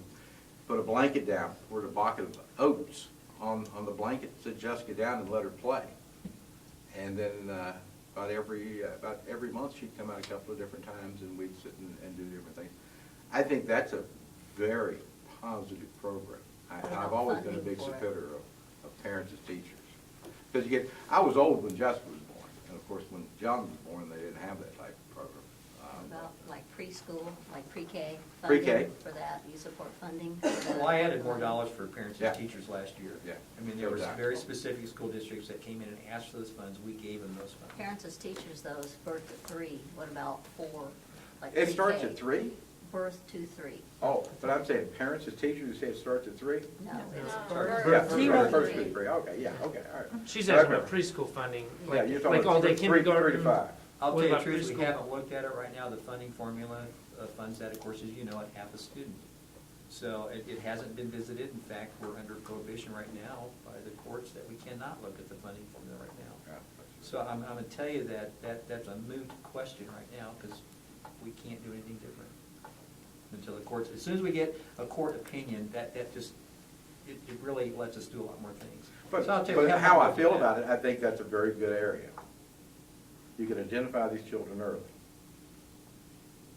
Because that's how I feel. I feel like I'm on the front lines because You- I see a well, lot of you these are. families coming in. Mhm. And like what he was saying, it's different than it used to be. It's different than it was 5 years ago. Yeah. There's more families that are in poverty. There's more families that are torn apart. There's more families with all kinds of problems, no work. There's so many different situations. I have kids come in that don't even have a coat. Yeah. Do you And still then- do the breakfast in the morning for? Yes. And you keep Yeah, them till like not- 5 o'clock? Not for Yep. us. See, You're also a babysitting service? Yep. There is no. For an extended day. Yes, there Yeah. is no Yeah. program for the little kids. Yeah. And then, I'm just curious, like when you said about the funding per student, when you said that you want that to go just to the student, to me, that's kind of like when you divorce and you have child support and your ex says, I want that child support to go right to that kid. But part of that care for that child is part of the electricity, part of this, part of that, part of the food. So to me, the funding for each child goes in all different directions. To me, I don't see how you can just pin it on just saying, here you go, Johnny, here's $3,000 for coming to school. When you gotta have the teacher's salary, you gotta have the pairs nowadays, you gotta have the food, you gotta have the support system, our administration. It just baffles me that the way things have turned and even in our state too. It's Republican all the way. And like you said about businesses, bringing businesses. My husband worked at Hawker for 21 years. They shut the doors, they took off to Mexico. Didn't matter, they didn't have any income tax here, they took off. They got a little bit of staff left in Wichita, and that's it. So to me, when you say you cut your income taxes, mine didn't drop. I know, and a lot of other people's probably didn't drop. Businesses got great big breaks like they usually do. And I just think more and more and more people are getting tired of that kind of stuff going on, that we need to have more money, more focus put on these kids. And it isn't just hand the kids the money, it's the whole thing. And I am a big deal on the pre-K and all that. I think that's a big thing that needs to get under the state scope and under the school scope, because we have kids, I went from 5 scholarships maybe 5 years ago to 17. Over half of our kids are on scholarship now, and they can't even afford to pay even that scholarship money that they get. And we charge them like $15 a month to go to preschool. So to me, that's a huge thing that needs to be brought up at the state when it can, to get pre-K in there too, to get preschool taken over by the schools, because it needs to happen. Just the way the school, the way the families are today, it's totally different than it ever has been. There is no court, now to me, it's like the 2-parent, that's a rarity. When it used to be, the rarity was the 1 parent and or somebody without a job or that, this or that. That's the norm now. And I think that needs to be reflected in you guys up there at the state. You really, really need to consider that. It's a I know good we've point. gone from 40% to 53%. 65. Which is, I think we need to Lower than it invest used in, to. And the one school district we talked to this weekend had 80%, small school district. It's out of. And you don't have You gotta those invest problems. You don't have the early. Spanish speaking or the other, the Kansas City School District has 12 different languages. I mean, I was shocked when they told me that, 12 different languages in Kansas City, Kansas School District. and we want to invest on the early so that we're not paying for them as inmates and prisoners Exactly. at the end. Because we're paying over $18,000 a year for an inmate, and we're only investing, You need to double that number. Years, Yeah. okay? I was going conservative. I agree with you, because I mean- years ago, I went to the chief judge and said, let me do all the juvenile cases. You can have positive impact on juveniles, whereas after they become hardened criminals, you just send them to prison. And that's the reason when I did juveniles for, I don't know, 17, 18 years. Our teachers- I know I was getting old when one lady, I had one child that was a case, and the lady in the back says, Judge, you remember me? You were my judge, and she was the grandmother. And I've had enough. You know, I did the grandmother, mother, and I had another case on the child. So On the capers thing, I just wanted to make one comment. Yeah. Or, you know, I think it's a good idea to market the fact or make aware of the fact that the state does provide that, because a lot of people don't know that. Yeah. That it comes to us and goes back. But that's also the state created that method of doing it, so It did. to blame the school districts. No, no, it's not school district, I'm just saying, but it's just, but the other part is what came out last week, and I think it was your question when you said, what about this, is the unfunded actuarial. Because of a new federal accounting procedure that they're gonna start, and they call it GASB, G-A-S-B, that unfunded actuarial the state's been carrying, which is now 10 million, or it could be 32 million, however you want, whatever assumptions you want to make, is going to be transferred out to the 1,500 entities, cities, counties, school districts. And you'll have to carry it on your balance sheets. And that's not a state, you know, we didn't do that.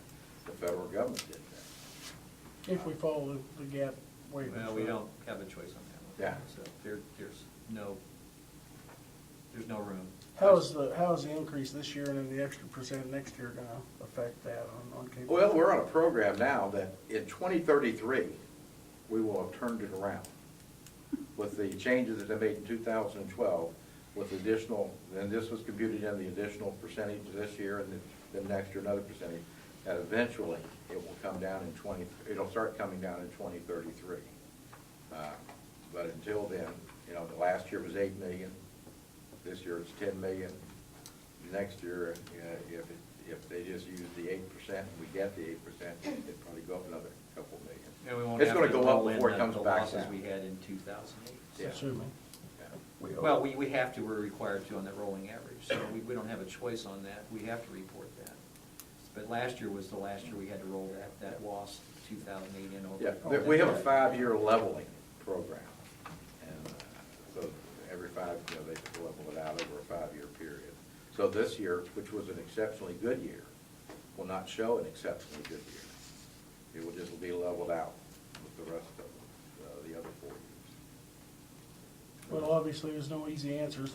Now, But we're here to listen. Because I like the input that we've gotten yeah, on and younger whether it's students, so. you guys or whether it's DD or mental health, you know, I've been over to mental health, OCCK, mental health, we're trying to work something out on outpatient orders. And I'm getting, Judge Powers is getting the bench bar to draft up a change in the outpatient orders, which we could allow to create a limited guardianship for the caregivers, because they got an adult child, they're staying at home, you send them to take a state, they get stabilized, you send them home, the parents can't even ask the doctor about their medical situation because of HIPAA.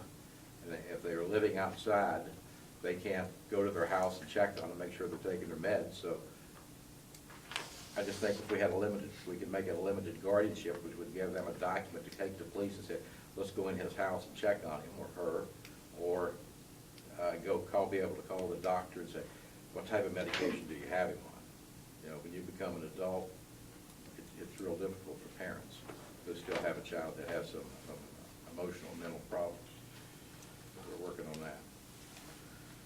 So, yeah, it's going to be challenging. Well, just keep the small districts in mind to do spend the money properly. I like small school districts a lot better, I like bigger ones, I'll just keep. And they're struggling to do it, and you're welcome to stick around and, while we debate how we're gonna No. afford to buy technology and do the right things in our classrooms. He's got 9.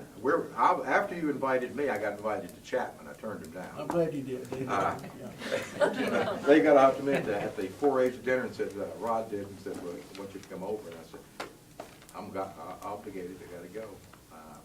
I've got 6 school districts, and I've been down in Marion County. You know, I got part of Hillsborough.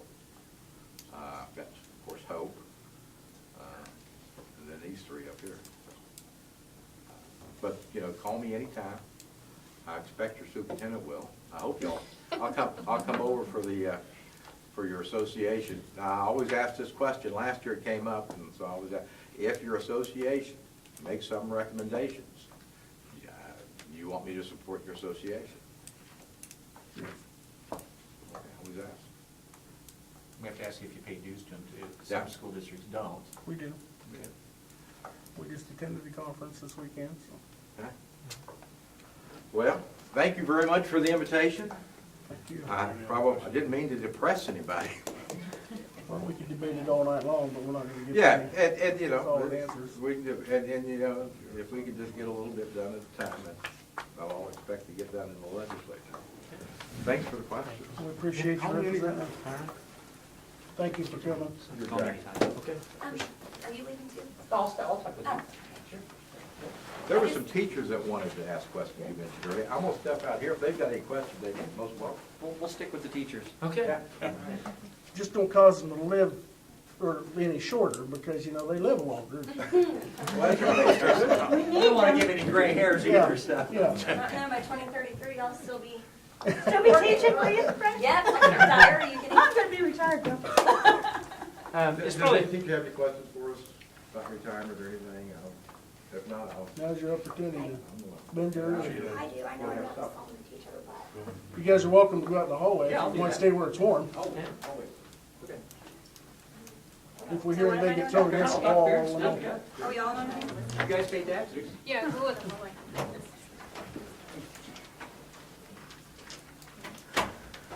Okay, we'll move on to reports.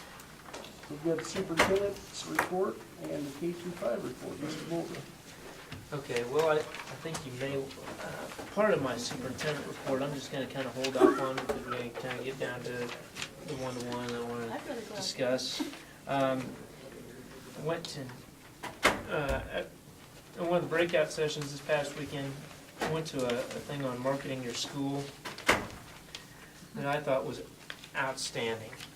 And I think kind of, once we kind of push through next semester, I'd really like to get our kids and a teacher to kind of put some video together, marketing the good things about our school district.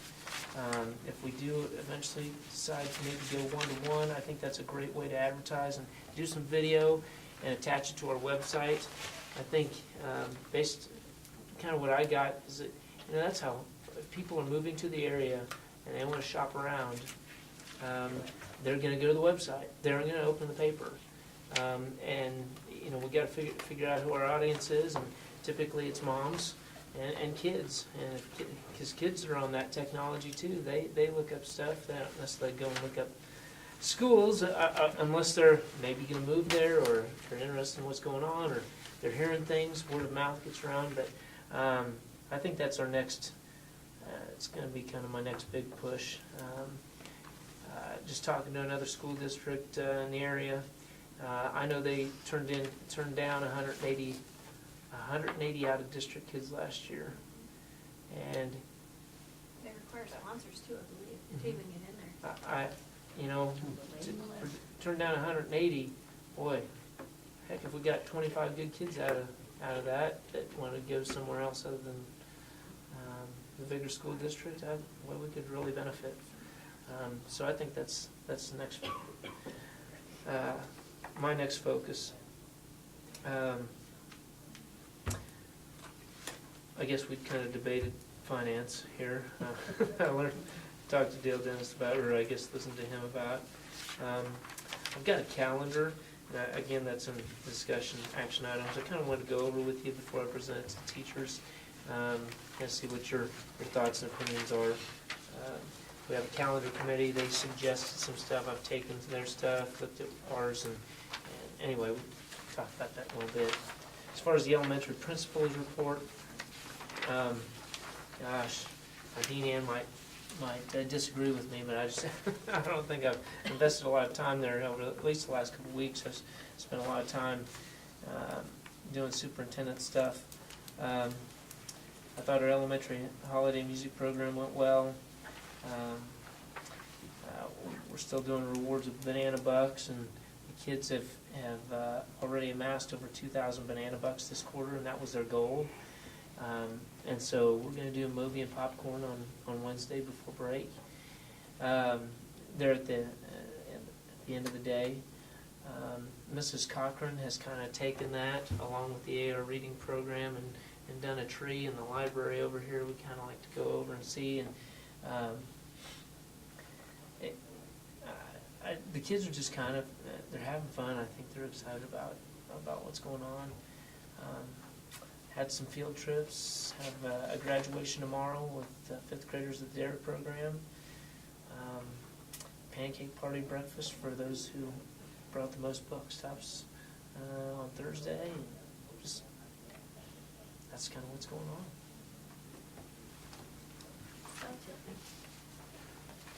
Any questions for Mr. Bolden on that? I like what you said about Southeast Saline, because that's just what I said last year.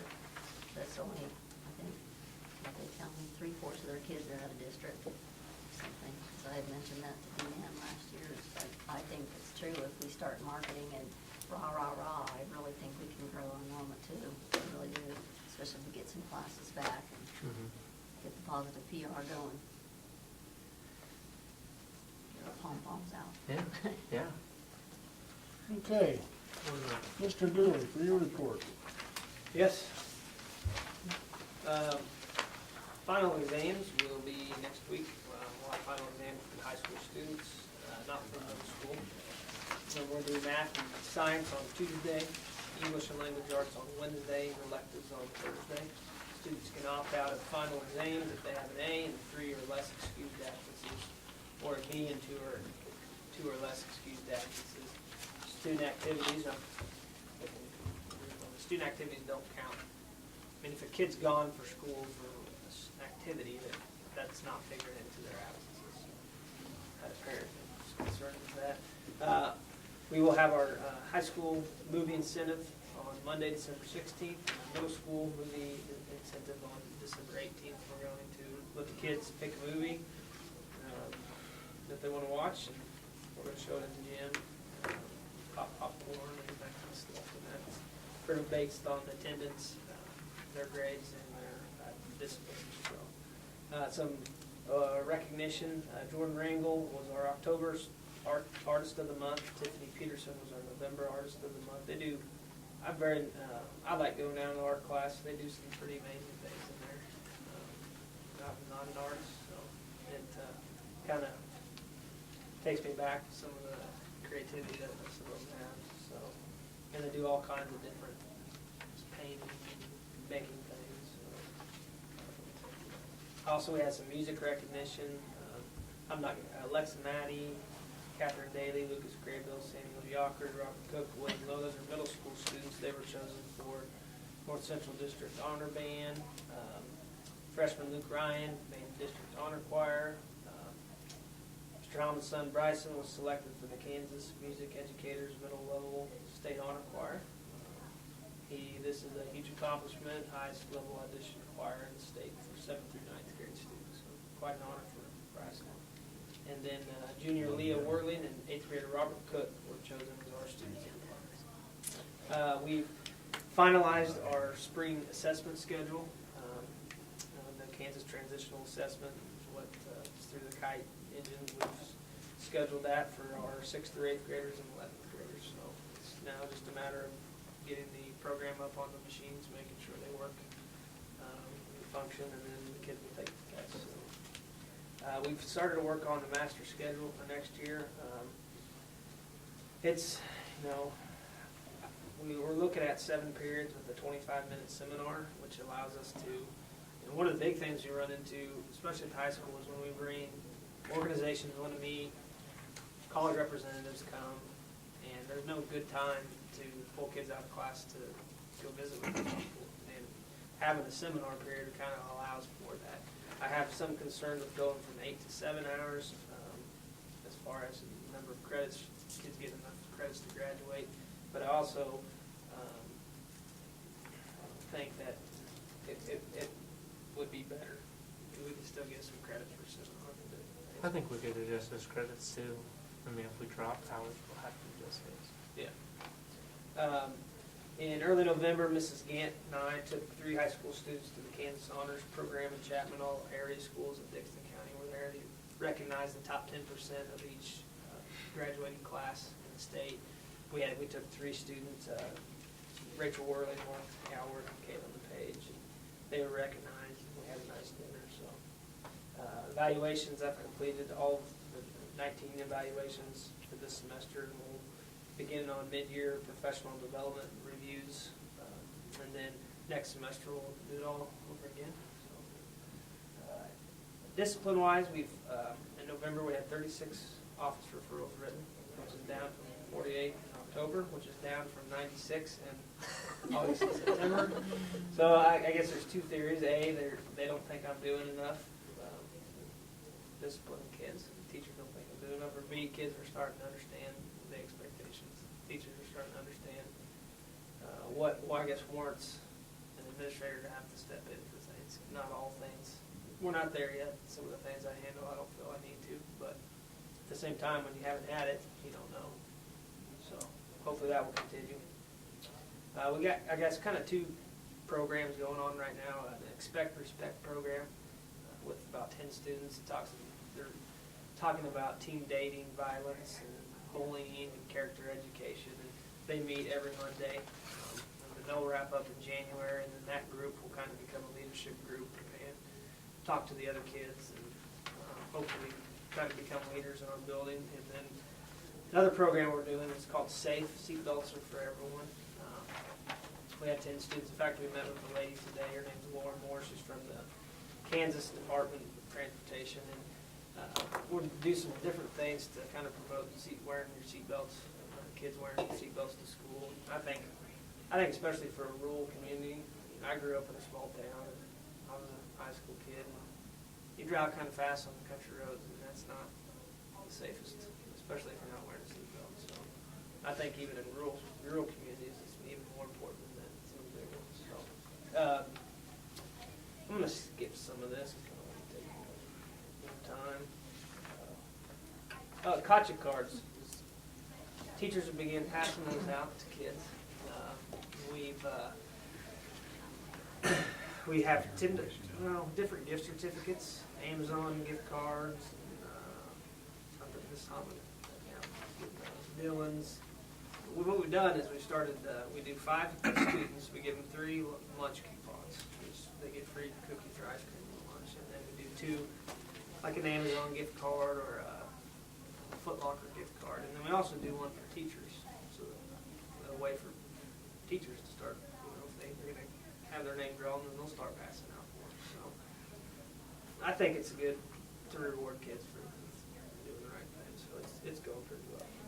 And then I don't know if everyone knows this, but we were selected to host sub-state basketball March 6th, 7th, and 8th.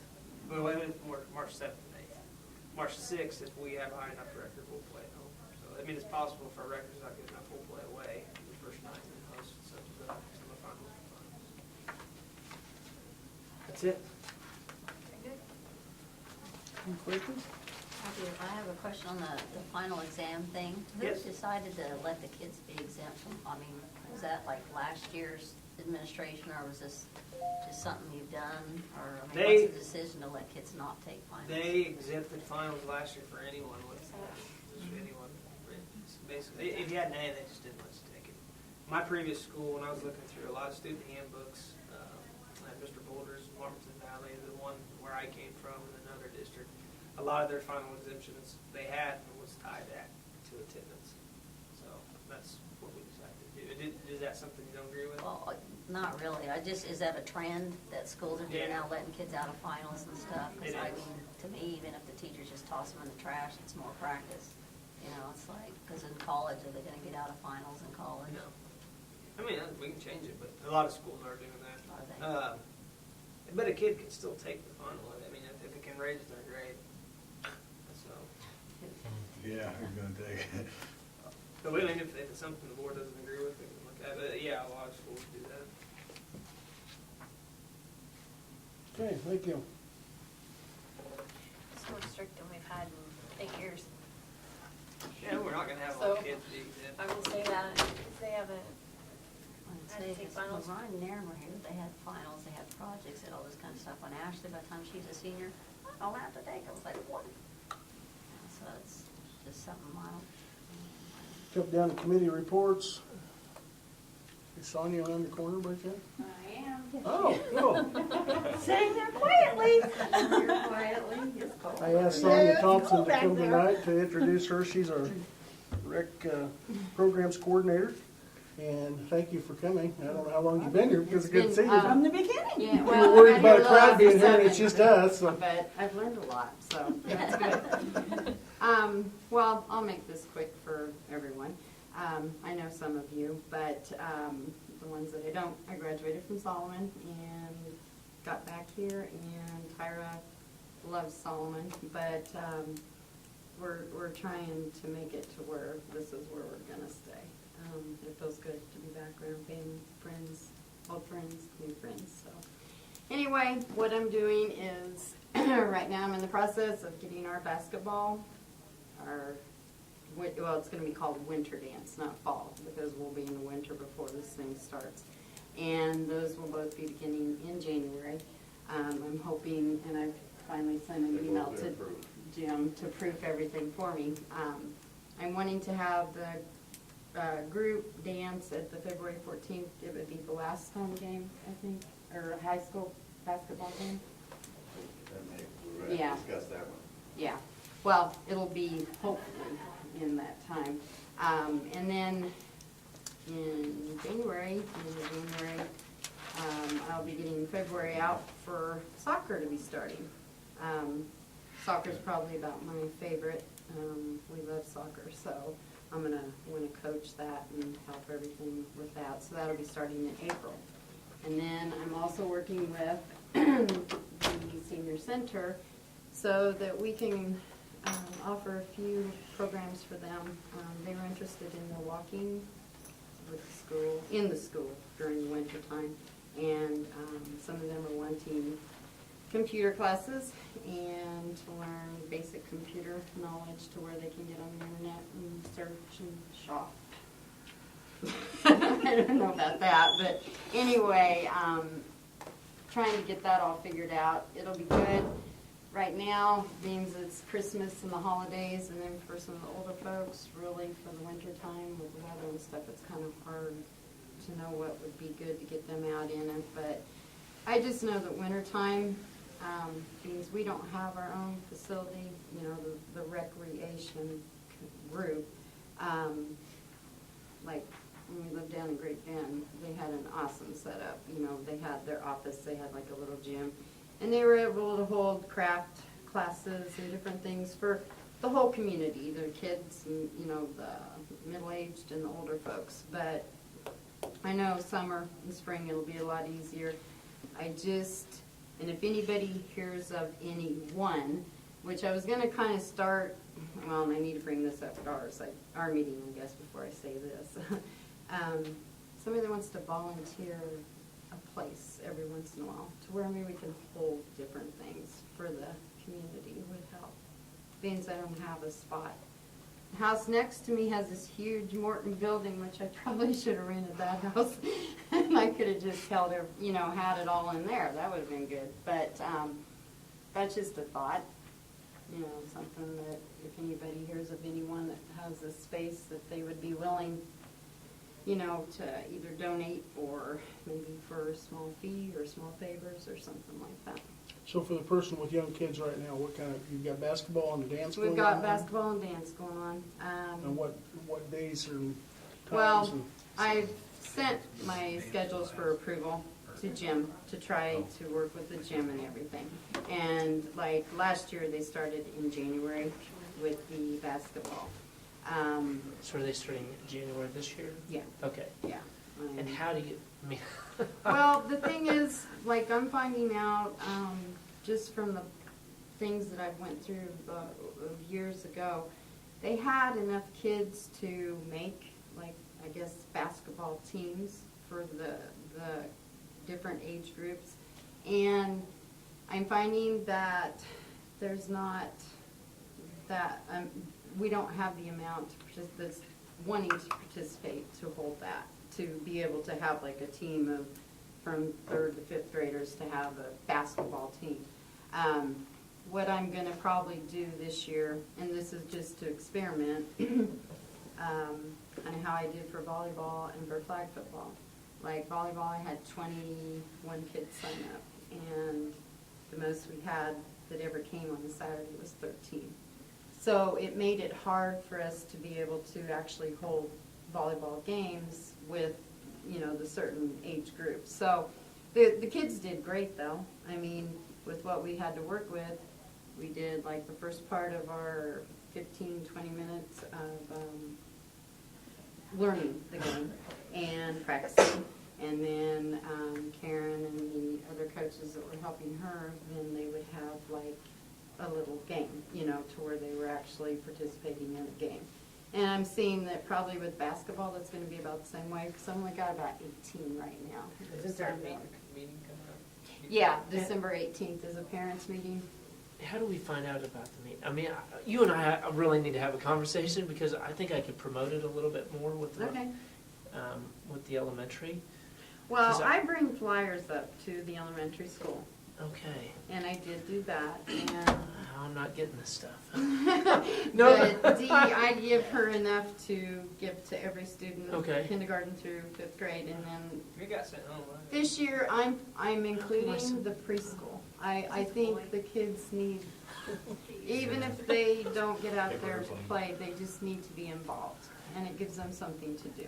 I'm so glad you're doing that too. Yeah, because a lot I of parents really just like don't that. think there should be a restriction, Are they truthfully. gonna get to do the dance too? Yeah, oh yeah, I gotta get those flyers out too, and I'll let you see those. Yeah, I would really like to. But no, with the upcoming events, believe me, I have a list, I'll get you a list. And Great. you can see Is what it all posted on your website as well? Not yet. That I need to get, is this one of the, yeah. And What's his I'm name back there? sorry, but I mean, since like the end of October, I right now clean houses. And I have a lot of clients that were trying to get ready for Thanksgiving and the holidays. And today was actually the first day on a weekday that I was in town all day to where I could come up to the school and kind of, you know, work on this stuff for probably about 3 weeks. So, but no, I will most definitely, because if I'd like to get my son involved. And well, yeah. The forms are at Bush's. You Huh? can- you can Yeah, put- no, I do I'm have just- the forms at Bush's, and I'll have practice schedules I there guess I'm in as tunnel well. mode and I don't look at anything. I guess I'm Well, sorry. you have a lot of things going on. But those are a few things that I'm getting started, and I would like to hold like little classes or craft classes or different things for the kids. Like in Great Bend, they had to where, and I would have liked to have done this for Christmas because I love Christmas, but they had like in their facility, you know, different days that kids could go after school at 3:30 to 5:30 and do crafts or, you know, make certain things or, well, even they had reading program things like that and stuff too. The kids thought it was fun because they thought they were getting to go do something, you know, but yet they were still learning there too. But anyway, and any amount that the school wants to help me as far as like. Facility. Yeah. Yeah. Because right now I've been just holding my meetings down at the city hall on, like, say, Wednesday evenings, but, and the girls down there have been great, you know, letting me use the copier and stuff like that. We've always But, used it, so we like it. and I should have come well, when I first got elected, I should have come and talked with y'all, but this way it's kind of got me out more talking to different people too, and being aware of what I'm doing. Yeah. So. Anytime, let's set up, call me and let's set up a Okay. time to meet. Okay. We'll That see what we sounds can do in good. terms of facilities. All right. And I'll tell you Better that our informed. walkers have started. I saw Oh, they that. already have? I Okay. have 3 Well- that I've given passes to, and they Okay. started walking the last 2 weeks. Okay. Well, I have June's phone number. I was gonna call her again today, but I didn't get her called. I had talked to, I don't know, the girl, she's not the director, but down at the senior center about a week ago. Oh, Tish is at the senior housing. And Okay. Tish Oh, brought no, up. no. She is, okay. And she brought up some people and we got them started, so. Well, who is the lady at the I don't know who the center? new lady is. Okay, she's the one that I talked to and We'll gave let her you my guys go ahead and number. talk, and we're gonna move on.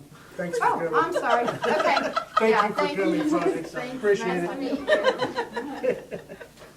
Okay, after-school program, I guess you do get to talk. I do, thank you. We have have our Christmas tree decorated. We've made angels. We have a party planned for the last day. Anita is coming from the zoo next Friday and bringing some activities. We're going to make paper mache balls for the animals. Apparently that's what they wanted for Christmas. That's what we're doing next Friday. So we're still having fun. Come play with us. Read the Christmas list from the animals. Huh? Numbers are staying consistent? Yes. Good. Okay, board member report for the KSB conference. Tally and I attended that this weekend with Mr. Boulder. Thought it was a good conference overall. Tally, you want to start? What was your impression, your highlights? I did some sessions that I was not impressed with, but I did some sessions that, the last two sessions actually, I was very impressed with. One of them, they brought up the SB 155, which I did make some copies, but not very many, of what they were discussing with that. I'm really interested in that, was concerning the technology that the kids are getting into and how early they're getting into it. And Washburn Tech was the one that was doing the presentation, so it was very interesting what they offer. I mean, they go to 5th grade, and that's how young they're starting their technology, and a lot of them are graduating before they're even graduating from high school. So it's very interesting. Went to another one that was concerning bullying, and was not impressed with it. So, but yeah, it was very interesting and totally recommended for everybody. The highlights, I guess, of it were budget, and budget. And then the thing I know Mr. Boulder talked with the Wichita State that was doing a technical, or who was that, what college was that you were talking to? Wichita Technical Area. That's right, Wichita Technical School. I thought it was kind of more than coincidental, but interesting that Tally talked to Washburn and Wichita Tech had a deal, and throughout a couple of the breakouts that we had, the topic that kept resonating from various locations was technical skill training. And we have talked about that in this board for several years, that that's going to be a priority, and that really needs to be important. And it seems like that seems to be the trend that everybody's seeing now, whether it's through a technical college or whether you're teaching it on campus or what it is. But I, like Tally, had a couple of the breakouts that I was a little less than impressed with, but I think that's going well. A couple of the very good ones on budget. Dale Dennis, very, very enlightening, but somber results. Pretty dry, but very interesting. Well, he is dry, but very entertainingly dry. Yes, he is. And a humor that's second to none. But I was, his way of explaining the history of school finance, and I wish everybody could sit through that because it's very informative. Of course, he's lived through it, so he knows it inside and out. But that was, the outcome of this court case is going to tell a lot. And I'll let Mr. Boulder go through the numbers. I mean, he kind of touched on them earlier, but it's really enlightening in what we're getting now. And the other issue or topic that I really brought back is the fact that there's a lot of other people, and this was said by a couple of speakers, a lot of other people have been telling our story, the school district story for us, and they're not telling it accurately. And it's time the school districts and the school association steps up and tell our own story and stand up for ourselves. So, what's your take on things? I thought the highlight of it was the Kevin Honeycutt speech presentation Saturday morning. Probably the best presentation I've ever listened to. And you just walked out of there, I thought, just extremely motivated and excited about what we could do with technology, what we could do with iPads in the classrooms. It was just, I was blown away, especially because of his background and where he came from. In an hour and a half, he takes you through an emotional low that he's got tears in his eyes, and I looked around the room, and half of the room had eyes that were teary because of what he was presenting in his background to a high when you leave the room about technology and what you need to do and what your job is for the kids. And it was quite impacting, so. It was. And then we went to Dale Dennis. Yeah. And which was very informative. Right. But,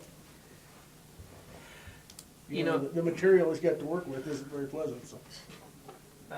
I think I said it somewhere in something, but just, I think we have to, I hate to spend too much time, you know, trying to guess what the state's gonna do and this and that, and being motivated by fear of not having something, not having enough money. I think I'd rather be doing what we can now, and if they take money away later, well then we figure out how we're gonna survive and we do it, but to not try to put something in our kids' hands and give them the tools to get a great education now.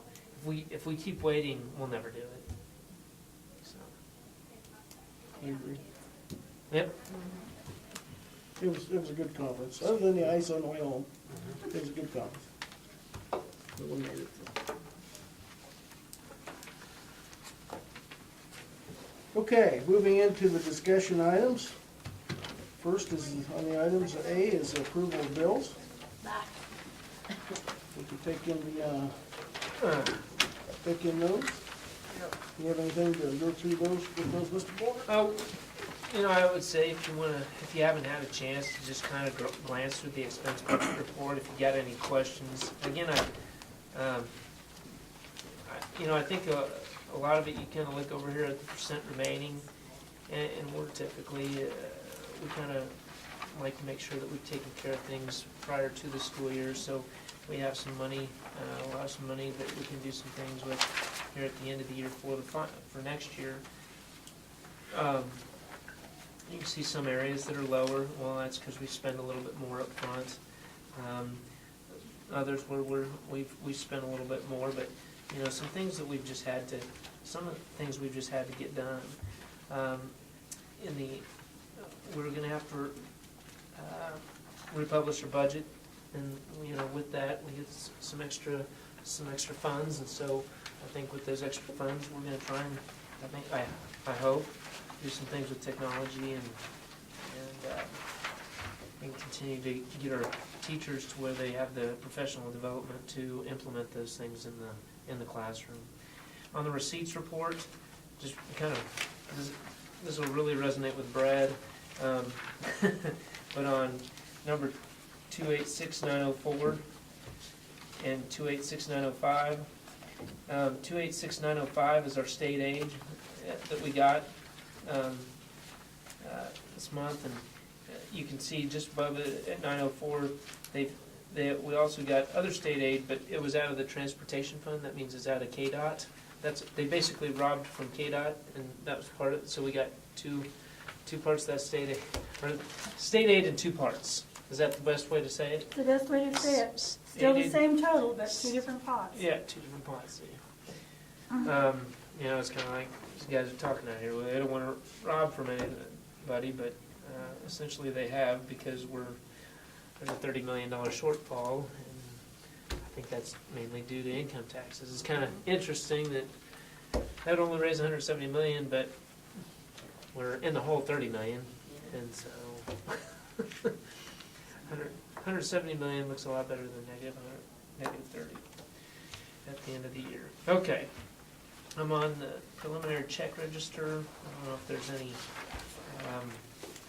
questions there. Gonna walk through that.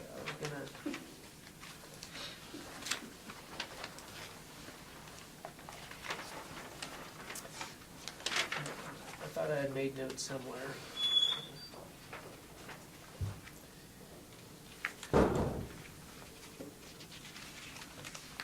Anybody see anything there that they have a question about?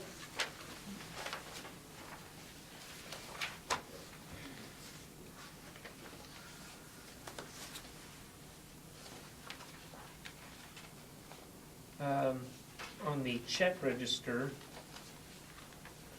Not the preliminary check register, but the check register. Bear with me.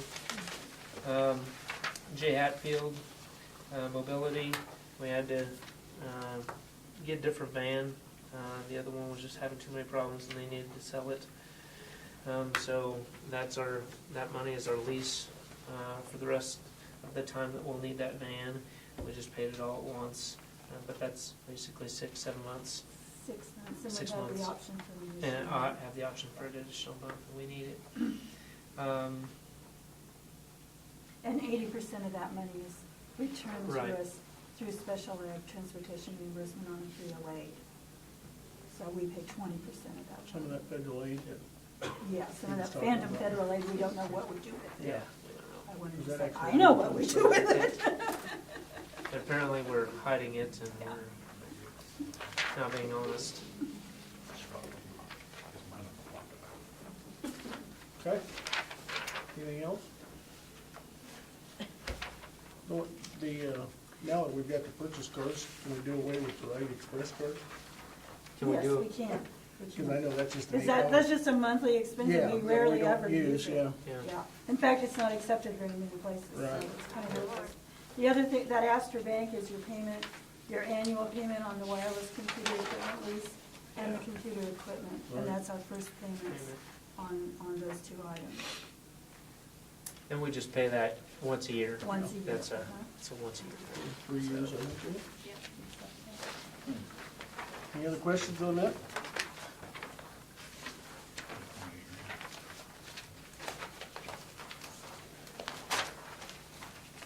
Is there a motion to approve the bill?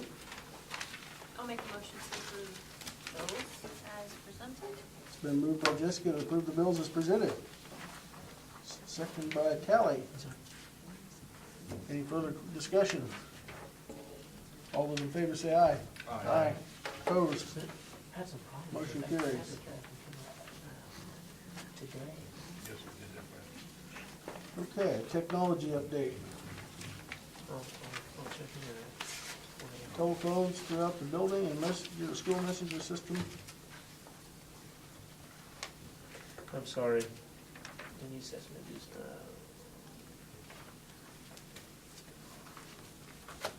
okay. I'm sorry.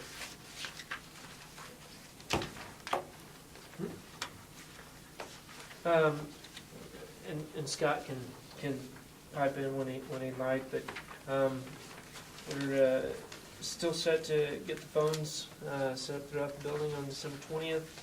School messenger system, we're still waiting on some passcodes, but we did do the webinar and we're trained, so we just gotta get our passwords so we can get that started. School messenger system, again, is just the school notification system for weather. That's the way we're gonna use it initially, but then we'll use it as reminders and hopefully eventually have the teachers in the future be able to communicate important things just to their groups if those groups want that. A lot of things we can do with it, but mainly we want a school notification system for weather. So everybody gets the same call and message and knows what's going on. Possibly changes in school programs or anything like that. Right. Yeah. Not that that ever happens, but. No, but it would help for I cancellations. couldn't pass that. Oh, yeah, you know, you have to. But I mean, those are, communicating those type of things is sometimes not getting the words worse than Right. the change itself, so Right. that'll be a big bonus. We're gonna talk a little bit more about technology when we get down to letter E, so. Okay. The 2014-2015 calendar, Mr. Bolt has provided us a draft here. Yeah. Does everybody have a copy? Okay. I brought all the calendars. We got calendars from all around the area. I even grabbed one at Inman. Just kind of look what they were doing. And actually, they do quite a few. Yes, I'm sorry. And you can give me this. They do more in-service days at Inman as well. They do some Who else was I looking at? There's a couple other places, but I think that's my, typically, what we've had is 184 teacher contract days and 174 student days in school, okay? And what I've done here is I've done a few things. Number one, the 2 days that you see highlighted in purple, I'd like to make those requirements of new teachers. So a new teacher orientation day, that way we could have time to spend some time going over, just office stuff. How do you apply for this? How do you request this? How do you do those things? Fire drills, all those little things that we don't necessarily have time to cover at the beginning of the year. Those are things that should be pretty known throughout our teacher system, throughout the veteran teachers, but we just need some time to spend with those new teachers on expectations and things. And then a few days there, just to really hit the ground running with some quality collaboration time, if not some other in-service that we set up. And basically, the difference between this year's schedule and last year's schedule, or excuse me, next year's schedule and this year's schedule would be that I have basically 9 days, not including the new teacher orientation days, but 9 days appropriated for in-service, for professional development. If we do go with a one-to-one, I want to make sure that we have time to work together, to share things, to make them go in and learn so that they can be successful in the classroom, and we can teach effectively. I think giving up a few days of students and letting us have that professional development really would benefit us, would actually benefit the kids more.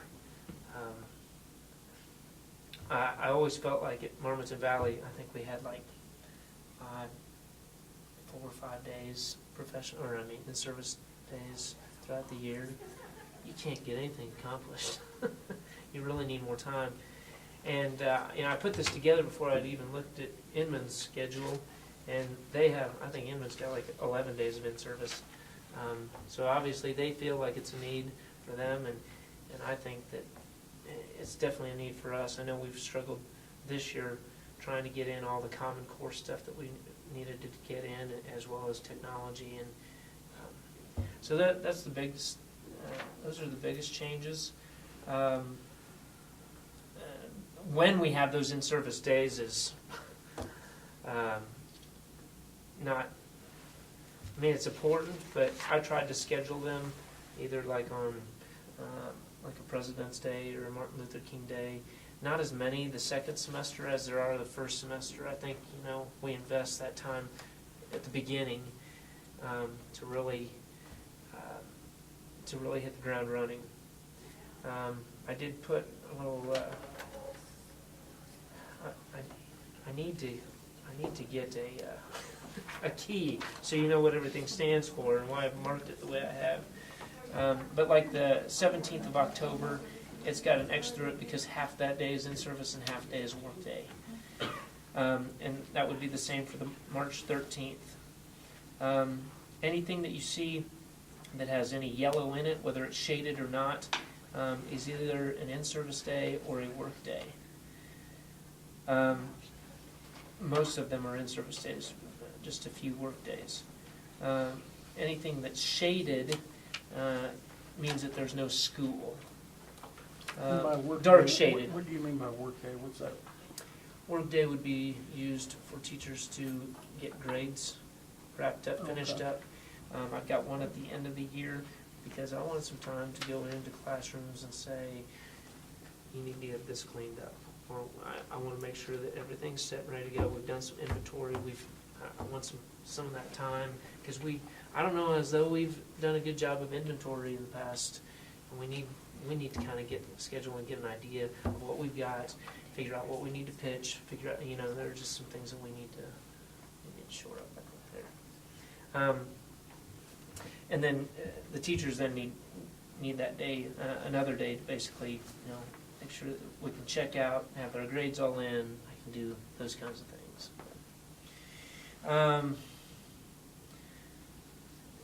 The 24th and 25th of September, those would be parent-teacher conference days. And then the 26th, and then the 11th and 12th of February would also be parent-teacher conference days. The day after is a no-school day because basically they're putting in another work day at those parent-teacher conferences, 4 to 8. I put it on Wednesday and Thursday. That's what we did in my previous district. I personally like it a little bit better than the Tuesday, Thursday. And the reason I say that is because so often we have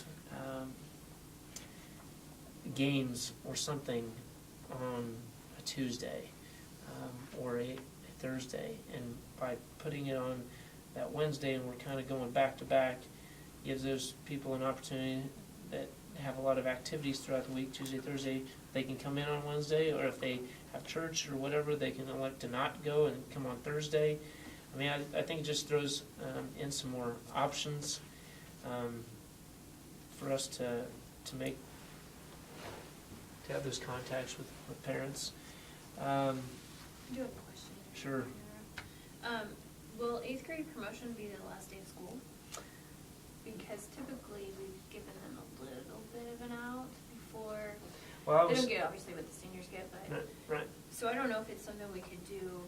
But then you have state track, so I don't know when that. Well, I was thinking maybe we could. If Their we do last that day could be the Thursday. 15th, so that they get 2 days, and then they. But yeah, the 15th, just because to have an 8th grade promotion on a Friday might be tough. Right, and I still like it on the 19th. Personally, it's. But we kind of hold them accountable till that last day. You mean let them out on the 15th, but have the promotion on the 19th? Right. Okay, I'm sorry, I wasn't Right. following you. I was Yeah. thinking they get out on the 19th, we do everything on the 19th. Okay, I'm with you, sorry. Okay, but yeah, that's kind of what I was thinking. Okay. 19th is promotion that night, and then, but we could let them out the 15th, and that way they get 2 days. That's what I've done in my previous Yeah, I think district. that's It worked all out good. real well. The only thing I wish, we were able to, we had shortened our schedule so bad, I hated it. We only went like 168 days or something like that, or that was teacher days. It was, and so what ended up happening is we ended up having our 8th grade promotion before graduation. It was kind of a nice little practice before you get to the big one, but I think this works.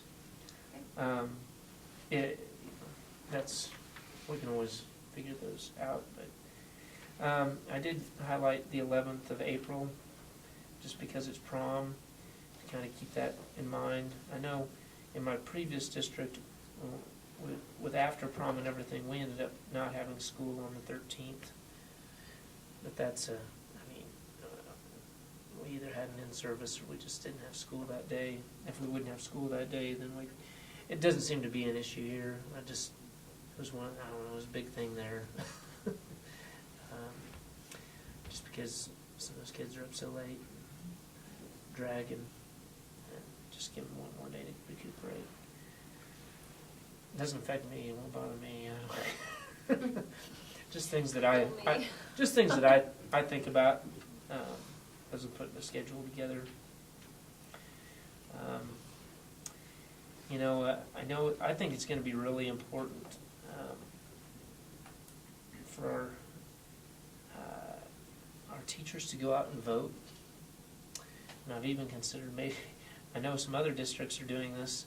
They've made Tuesday in November, the election day, they've made that an in-service day and given their staff half the morning to go out and get the voting done, come in, and then worked.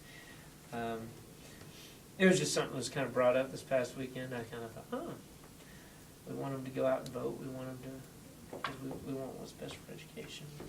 Anyway, just. Also, I noticed there was 2 in-service days in October, but nothing in November, so that would be separate from that. Yeah, and I'm trying to remember why I had it on that. there was a method to my madness, I know, and why I put one on the 13th, and then, You was thinking of the time to implement it more. yeah, that's right. We talked about doing some collaboration stuff on the 13th, and then with the end of the quarter being on the 16th, teachers usually get half a day and then half a day in service. And I just thought, what a good time to be able to kind of follow up and make sure that, give them some good time that week, rather than spreading it out and checking in a month later. Where are you at with this? I'd be able to just check in and like give them some time so that they're really geared up to go for the second quarter. I guess that was my thinking. Unless you have some real issues with that. Again, it reduces student days down to 170, or to 169, excuse me. From 174. From 174, so it's 5 less student, student days, and then 9 in-service days, 4 work days. Well, as we discussed, I think it's important that we give them the time to prepare and implement the technology if we're gonna be pushing it. Yeah. I think there's a lot to be said for having some time with teachers to get them to work together, collaborate,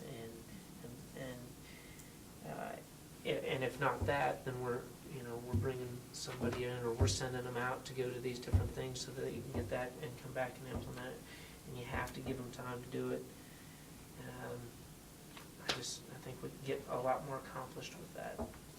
And I think the students will benefit more because of that.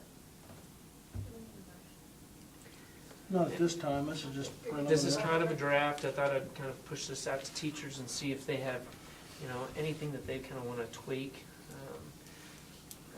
I think that would be, but unless there's any real problems, if there's any objections you have to, I would. Does have any objections? Go with it. Okay. Okay, item letter E, iPad pilot and one-to-one initiative for 14 and 15. Who wants to pay for it? Okay, yeah. In the superintendent's report, I basically kind of went through it, and we went through this as a group of people that went down to Inman. We spent some time and really planned some things out, what we thought. Kevin Case, superintendent of Inman, gave us some suggestions, kind of helped it guide us through it. I think Brad and Jessica, Brad said it was one of the most productive days we've had. I thought it was very, very good. We feel like we came home with something. Hey, this is a plan. And given this past weekend going and listening to Kevin Honeycutt, which is their board superintendent, you just couldn't walk out of there not thinking that, well, we shouldn't go along with technology. That's not, I mean, it was pretty convincing what kids can do and what our teachers can do with some stuff. I can just go through this. 6th grade, get them iPad 2s. With what we have on hand in terms of iPad 2s we already have, we get 25 of them, about $379. That's what comes out to $9,475. Cases, we're looking at a few extra cases. There are 30 kids in 6th grade, and so that's why we were thinking 30 cases. Scott's found a little bit better case at about $20. Or $22, but if we order in bulk, I think it can come down to in the 19s or in the teens. So that's kind of where we've got it projected, about $20. And then actually there's another 35 down there too. But you're looking at about $20 per case. A little bit more protective around the corners and edges because it's got a rubberized, so we're just looking to protect them a little bit better. Especially if at some point we let some kids take them home with the upper grades. I don't know. I don't think we're going to do that. We would do that this year. I can tell you we wouldn't do that this year, but something we want to look at down the road. Kevin kind of turned us on to these tubs that will hold 7 iPads and plug them in, or you can plug them in and reboot them at night. And we really like the tubs. We felt like those would really go in and work well, and especially in the elementary classrooms where we don't need a cart to be portable. We're not moving them around. We just need some tubs that they can sit in. And they're by far much cheaper. It's a much cheaper route than buying a cart. A cart is about $2,500, is that right? A cart is $2,500, and we can buy 8 tubs, which will do, which would replace 2 carts for $1,600. So I mean, that's a good deal, and that allows us to pull a cart out of, actually 2 carts out of the elementary, bring them down for the high school.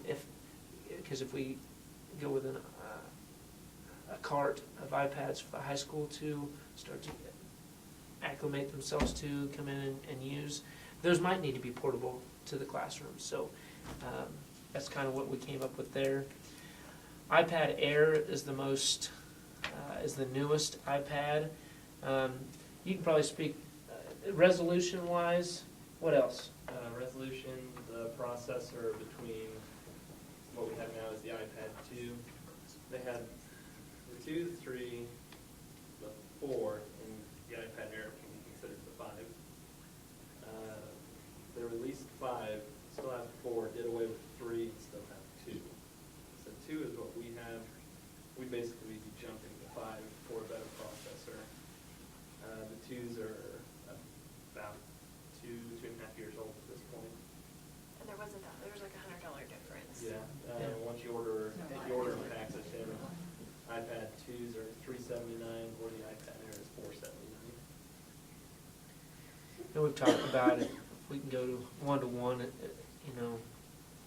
soon. We'd like, and Brad, you drew some questions to that, and I posed those to Kevin, and he wrote me a response, and I read through about part of it and then didn't have, but he thinks that there's a timetable that allows you to get rid of them with seniors or something like that.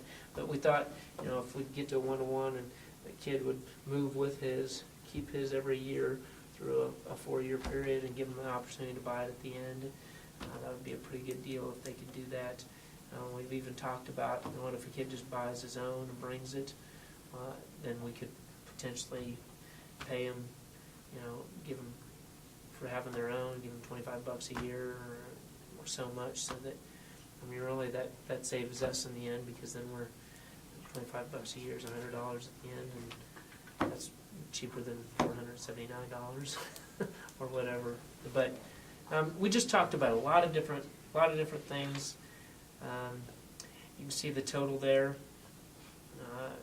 Dean and I have discussed it a little bit. We've got some money in different areas that we could kind of pool together and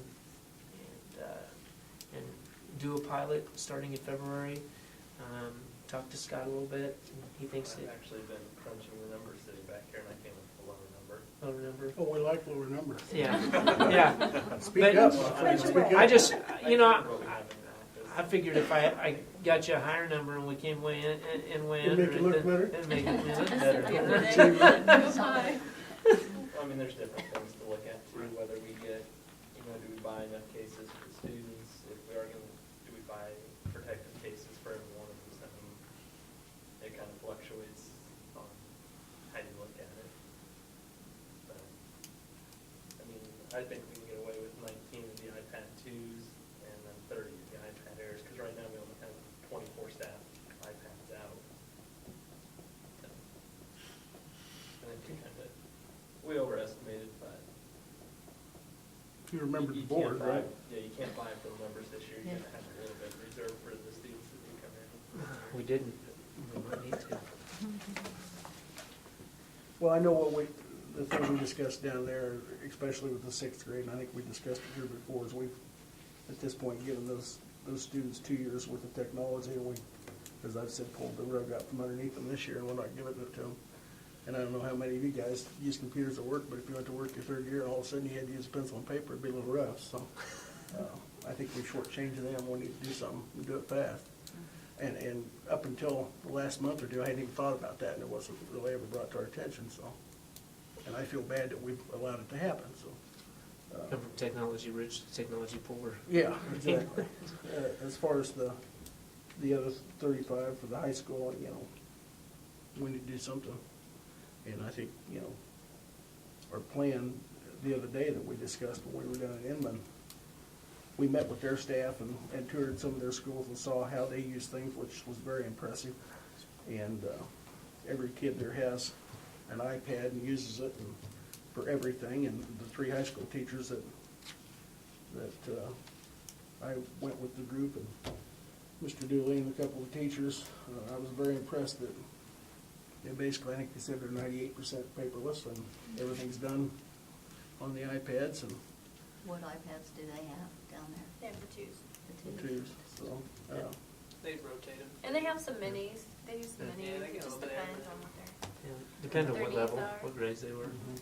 But we really saw some neat things at the elementary level too. I mean, You it would was so see cool. kids at the elementary level, at the 5th grade class, they had a futon in there and some bean bags, and some were sitting at a traditional desk, but they were all They were all working engaged. and engaged. And, you know, the teacher would record if he was gonna have a sub that day, record what he wanted to say to him, and they'd email it out to him, and they'd pull it up, and, oh, this is what we're supposed to be doing, they'd do it, and the sub just facilitated, and the subs she knew how to, we thought she was a teacher first.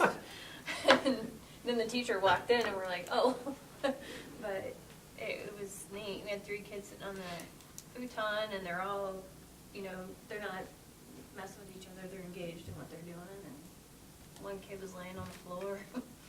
It just, Just it kind hanging of out, depended doing upon the their own. class and what they were doing, but it was just, They had their whole day mapped out on their iPad, and that's what they did. you didn't feel like they missed days because of a substitute lack of instruction, you know? Felt like they were able to just go on without the teacher. The well, with teacher that, becomes a this weekend, facilitator. it became very apparent that if we don't do something for next year to facilitate the 1-to-1 ratio, we're shortchanging people. We're not And pushing we're getting our behind. district. We're not yeah. giving our kids a chance. Yeah. Well, my opinion is that where you said at the beginning of the meeting, we're marketing, and if we can market that, saying that we are gonna be able to be one-on-one, I think that'll help Solomon so much to be able to grow. Mhm.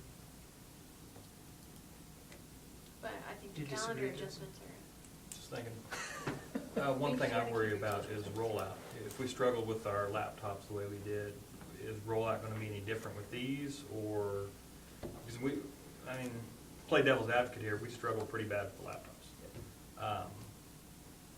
I'm just Well, kinda curious. that was one of the first issues we talked about down there, and that was, the first thing we need to do is put the app control and that stuff in the teacher's hands. Get it out of Scott's hands, and that was one of the issues that we had with the laptops. And we discussed that at quite length, and that was, I think I brought up that concern there, and to leave that in the IT director's hands is just gonna overwhelm him. I agree. And there's no reason it shouldn't be in the staff's hands, because they're the ones that know what's needed and what needs to be done, and let them have that baby, so. And that would take some of that burden off Scott. And I know it's a lot easier to set a tablet up than it is a laptop. And I trying to went and met provision. with their integration specialist in the elementary school, and she basically walked me through how they do it. Because I was kind of flying by the seat of my pants when I set ours up, and we're gonna kind of take a step back to square one and reinvent this again. And we're still gonna do generic, at least for the elementary school.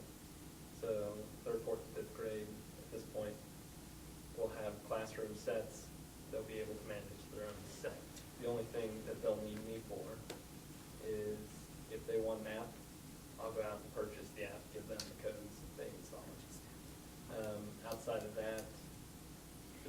free app, they're able to go in and give it to their kids whenever they choose. And I thought that was kind of neat. The teacher posts a QR code on the wall, and each kid goes up and scans it, Scans with it, and they download it. And it's really slick. It saved a ton of, like, copying, instead of copying a piece of paper for every kid, the teacher scanned one paper, emailed it to the kids, and they filled it out with their Stylist or the. stylist, yeah. I mean, the savings cost, your upfront initial cost for the technology, but you'll save in the long run. You can save So- some with some paper, yeah. And hopefully, And we talked about deadlines, and they formed a committee to hold each other accountable and move this forward, so. we were kind of hoping by doing the 6th grade and some high school ones now, implementing that a little slower, and then using the summer to come back to the full-blown one-to-one with Right. next year would be a little bit easier to take a step instead of pumping it all at once. Are there any additional app costs that we haven't figured into this that we're gonna know we're gonna run into? Or are you figuring a set amount to kind of budget for it, so that way we're not blindsided all of a sudden we need? I've told Mr. Bolger, so far, when we got the iPad, which has been about 2 years now, I think, I can't remember, I think it was 2 years, that we set aside $1,000 and we bought $1,000 worth of iTunes cards. Those, I think, were down to 200. So obviously I think you want to set aside a certain amount a year, but what that Right. amount is, I'm not sure. We might want to talk to other schools, see what they're kind of setting aside.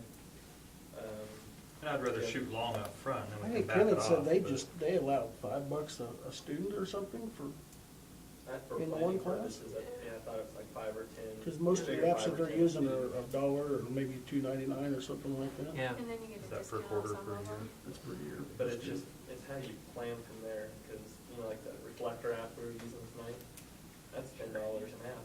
Right. So, I mean, it's just, I guess, setting that money aside and then choosing wisely. Well, it's Right. also about Right. getting your teachers, that's when accountant, he's talking so much about their in-service days, because once that teacher gets a grasp on what her class, what she wants to do with that class, it's easier to understand what apps they need for that, and it'll give us a better idea, but we have to get them educated too. But there definitely would be some. Yeah, and then that's Some where I smaller kind of wanted to costs. figure that in, whatever Yeah. you think up front, kind of I figure that actually, all in I one meant to lump put sum, that in but- here, I was just gonna kind of err on, $20 per iPad. And up front, there's gonna be a There's pretty gonna be substantial some- cost, right. because, like you say, one program was $10, so. Yeah. Okay. Well, however, on the reverse side, we won't be purchasing textbooks. Textbooks. Right. Right. Hopefully copy it will go down. Yeah, Papers.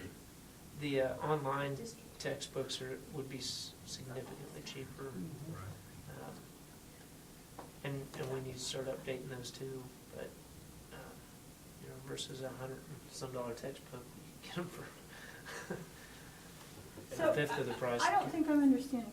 So this group moves up for the 6th grade, then the next year they take them to the 7th grade? Yep. Then we buy a whole new set for another 6th grade? So when I asked you about reoccurring costs today and you said no one time, it's No, really just for this amount pilot. every year, correct? No, No. this is for the pilot. Okay. This Okay. is just from now, or February, to implement from February to May. For the 6th For grade. the and 6th then grade. Okay, but then Essentially next, one and a half. But next next year, year, if we go, these year. 6th graders are gonna take them to the 7th grade, and then we're gonna implement another 6th grade? No, next year we're hoping to go Next year, one-to-one we where hope we to buy fill 7 through school-wide. 12. Oh, so then, okay, so multiply that by, got it. But then Next that year will be a little bit whole- bigger. Yeah, But next year with we're our, looking. with, I got time. but with our bond coming off next year, hopefully we can do that. Okay, got it. This will outfit, what, 3 through 6? Yes. So this will And, be. And a high and school. maybe 11, And one 12, high whichever school. class it goes to, or a little bit of high school. So next year we'll have 7 through 11 essentially. And will it also give our K2 centers? well, Or are that's we kind of what waiting we for want next to do. year? We want to Or do want to some, do that this year or wait? I think we're going to wait at this point.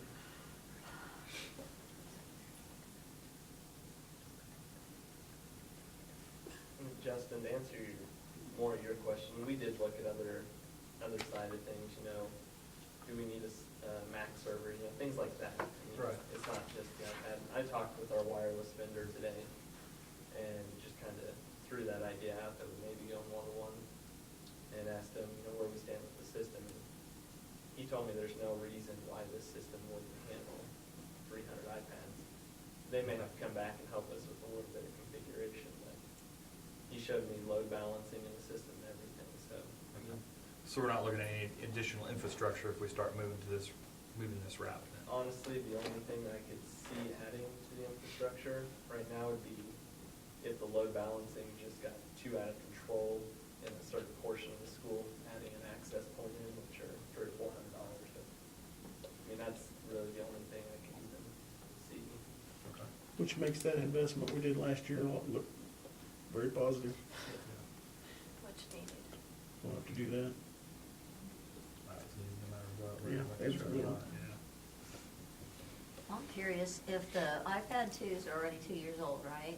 And is that right? Is that what you said?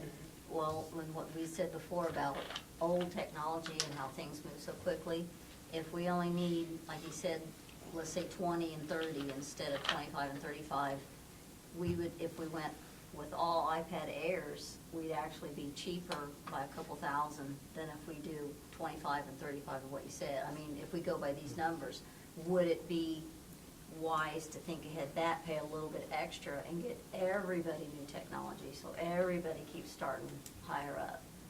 I mean, because if, let's say, we would say, sure, this is great, we're gonna go with 25, 35, if you add those two together, it's 26,000. If you say, okay, no, actually, we only need 50 iPad Airs, it's 24,000. So, I mean, it just throwing it out there to think about, should we just go with all new technology, and not necessarily 2 years old technology, because next year's 3 years old technology. Well, and when we get a better discount ordering that many. Exactly. I think the price is what it is. Yeah. Packs Yeah. of 10, it's That's already with the basically, discounted you price. figure about $20 off a unit when you buy packs of 10. And we did ask that exact question and asked Kevin what his opinion was, and his opinion was for the, as I recall, correct me if I'm wrong, the faster processor and the resolution difference for elementary students would make absolutely no difference. That was gonna be my question, was at the younger age, do you need the extra resolution? That's what he Not said. at He the end. suggested we go with the twos. So, Because they're really not buying a 2-year-old machine, we're just buying Something's released. Buying models. 2-year-old the model. Machine's still selling. Yeah. But the machines have been built recently, so I mean, it's not like they're just sitting on a shelf at each, purchase them. They're a new machine. But, and that does bring up the fact, if you put brand new ones here, iPad 2s here, then you get that. Well, they've got this, but I've got that. So I think it's just how you structure and blend them out. I think it can be done.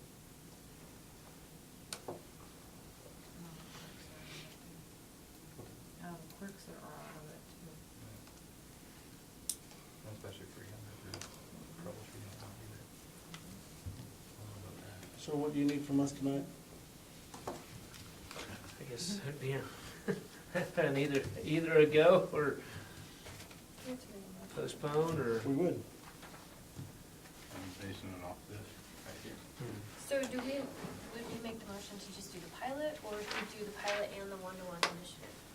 I think tonight, for purposes tonight, we just do the pilot that's reflected here, and know that our project, our goal, is to look at the one-to-one next year, and we'll work on that throughout the rest of this year to figure out how to fund that and do it.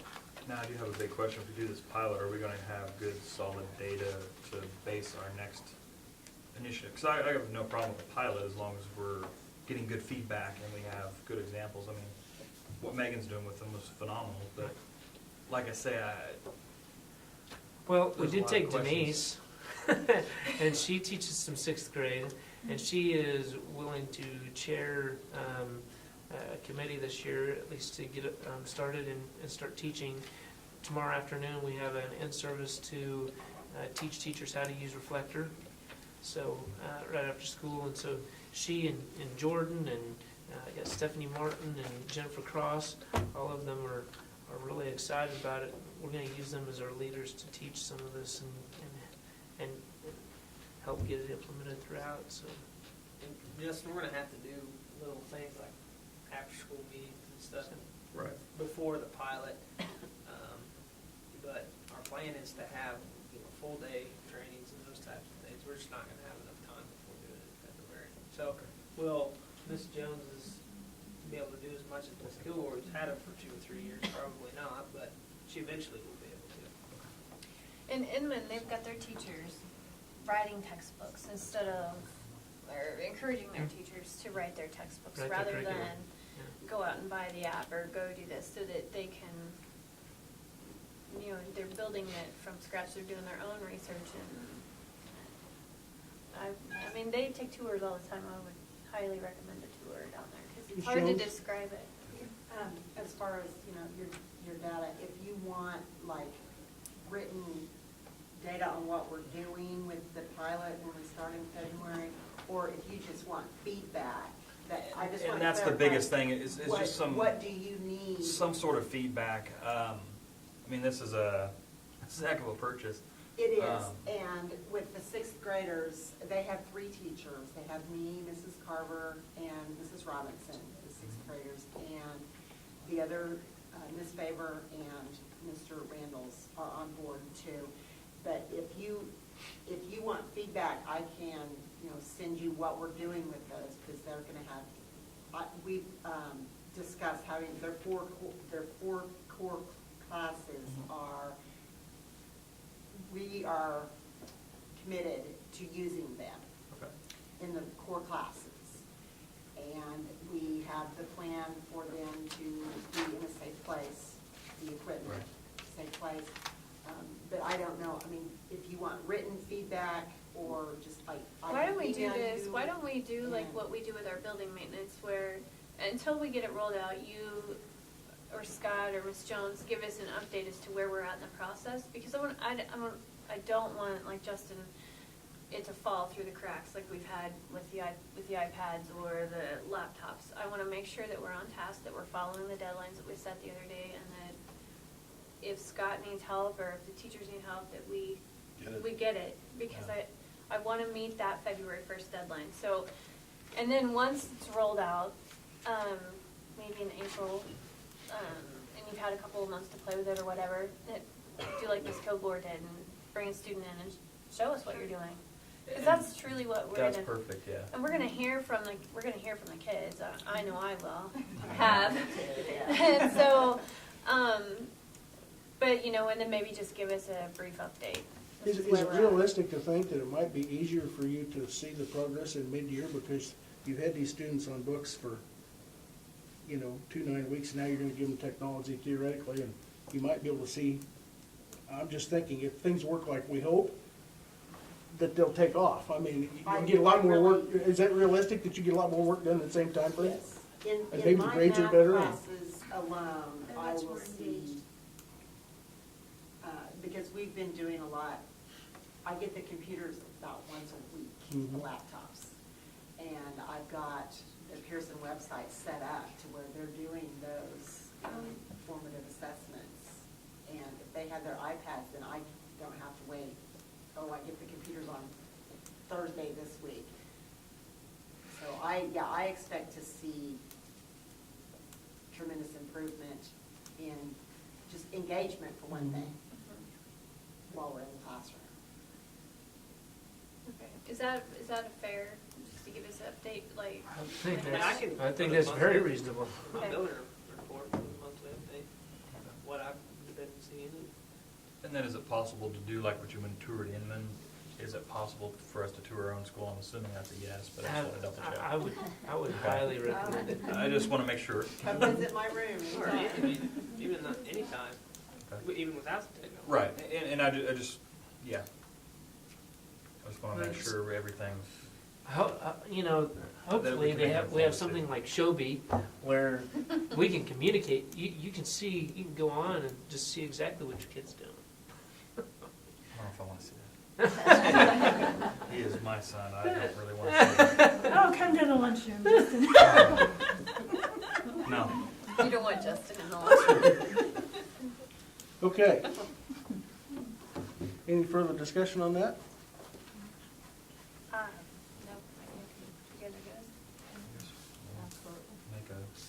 $30,000 gamble. Investment. Investment. Investment in the children's education. No. Sometimes they gamble too. It's just 10 now. Sometimes they gamble. Are we gonna limit it to 20? We're not putting a limit on it. How we doing that? Well, I think, Put a not to exceed amount. not to exceed amount probably, maybe So 30,000. go forward with this, but not to exceed 30,000. 30K. Okay. And you have the funding figured out? Funding lady? That's number one. Yes, yeah, we do for this, absolutely, yeah. And we got it on hand, and then when we, as we target the one-to-one full-blown, we'll probably do a lease purchase or something, because it'll be a bigger one, but That and because we do have one more payment. We have one more on an interest payment. right. Huh?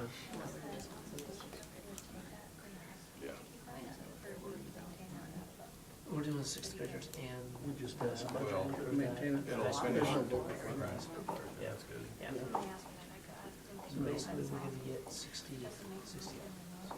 Or just. All right, I'll make a motion to proceed with our pilot project, and we'll go from there with a not to exceed amount of $30,000. I'll second. It's been moved by Justin to move forward with the sixth grade and the high school pilot project for the purchase not to exceed $30,000 by staff, and seconded by Denise. Last chance for discussion. All in favor say aye. Aye. Opposed, same sign. Motion carries. Make us proud, folks. Thank you for your input, Yeah. too, by the way, and your hard work, so. In all honesty, say probably the most dissuading factor was me, was watching your student. I mean, that really We've was been trying good. to get in for a couple months, but the schedule is, and I know she got to see some at conferences, and it takes a lot of time, and I've gone in the summers, and I appreciate being able to take that home and create some of those things and come up with those ideas throughout the summer, because there's just not a lot of time to create those things while you're trying to do everything else. And I don't know Spencer, but I would imagine it takes a lot of nerve to come in here and try this. Yes, Yeah, he's you- very He comfortable. volunteered, and at conferences, he told his parents, I want to do this, and You did a he was great very job. excited. Really. He was You very did. excited. He even created a photo album of the things that he was ready this morning. I saw it need said to be there board for schoolwork. Very excited, and I'm trying to get more and more students. I really think Alex would have done it, but I was trying to think coming into town kind of thing, and it was a last minute kind of remembering thing for me, but they are really doing a good job and they enjoy it, and I would like to find more opportunities to, I know Abilene uses my big campus, and I have reached out to try and talk to their campus, and I don't know what her job is, but they took her from the second grade classroom for 2 years, and she transitions from every day, she teaches certain levels. Teachers email her and say, this is what we want to do. She comes in and teaches lessons on the iPad with apps. If the teachers want an app that costs, she goes and sees if she can find a free version of that, and then she will kind of spout back. She'll create lessons based on those apps, and she's got a wealth of knowledge, but has yet to get back with me on training on my big campus, because I know they use it, and it's free. And Scott kind of jumped on board with me, and we got it figured out, and just the two of us are trying to figure it out. So hopefully I can get the paperless. That's what we've been trying, but the students hadn't had email addresses, so that was kind of tough, but it sounds like we're headed there. So I appreciate that. It was neat for me I went to the third grade classroom with Jennifer, Mrs. Cross, to just watch, because I didn't know what to expect or anything, so I said, I'm following you. But she was immediately engaged, of course, and working with the students, and then she worked with the teacher, and they were bouncing ideas off each other, what they use and don't use, and what works, and what they do with different things, and just to watch her, she was taking notes like crazy, watching how she conducted her classroom and the different. The literature circles came from Abilene. That was the fifth grade teacher. She sent me, she's like, why recreate the wheel? Here you go. And I appreciate the fact that teachers are going to be able to install apps, because I've had QRs printed, but we don't have a QR reader, and without updating them, then you can't put the new apps on, so I'm very much excited about being able to do that, so we can do those QR codes and have them create those, so that's exciting. Good things ahead. Yes, thank you. Thank you. Okay, before we go any more farther, I wanted to just, we didn't have this on the agenda, but we did receive a thank you letter from the family of Linda Parr, which is Mrs. Cross's mother that passed away, and I'll pass that around, so. Okay, the next item on the agenda is review and consider purchase card policy. Should be in your packet, I think. That's something we got tonight, right? Dean Ann really put this together. Dean Ann, would you like to? Well, I should, Well, these are the guidelines when we first started talking about this in August. And I just went to KSDE because they created all of these forms and guidelines for district credit card use, and that's what I printed for you tonight. This is just an outline to create policy and the district user credit card agreement, because we've already had them checked out a couple of times. We just got them Wednesday, I think. Wednesday they went out the door. So we gotta get something going.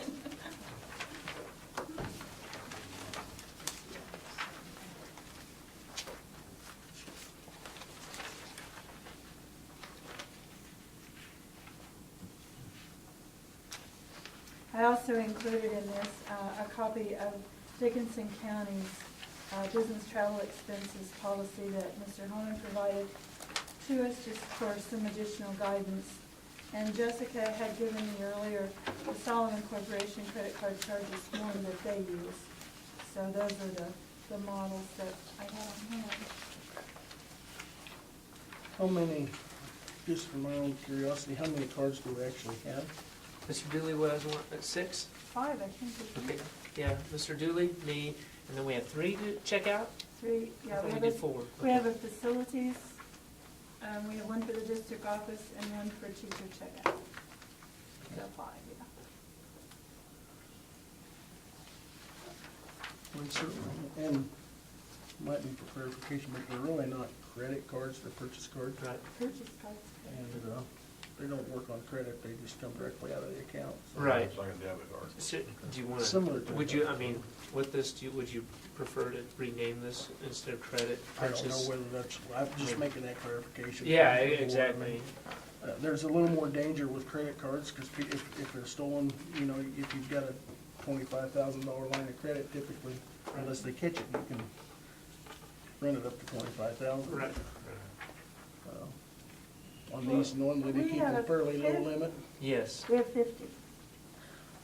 50, but not On- per card. No. Typically, No, they'll keep, one. you know, On the 500 or district card, 1,000 on the On the card. district And card we where have we have to make 5,000 big on the purchases, individual like the iPads, like, we have, that one has a larger limit. Mhm. But Mr. Dooley's and mine are limited at 5. I think 5. Yeah. What I would recommend, and just for safety's sake, is, and again, it's why we do it in the county, is we keep a fairly modest, or low limit on the cards, and that's usually 1,000 or 1,500, so that one gets stolen.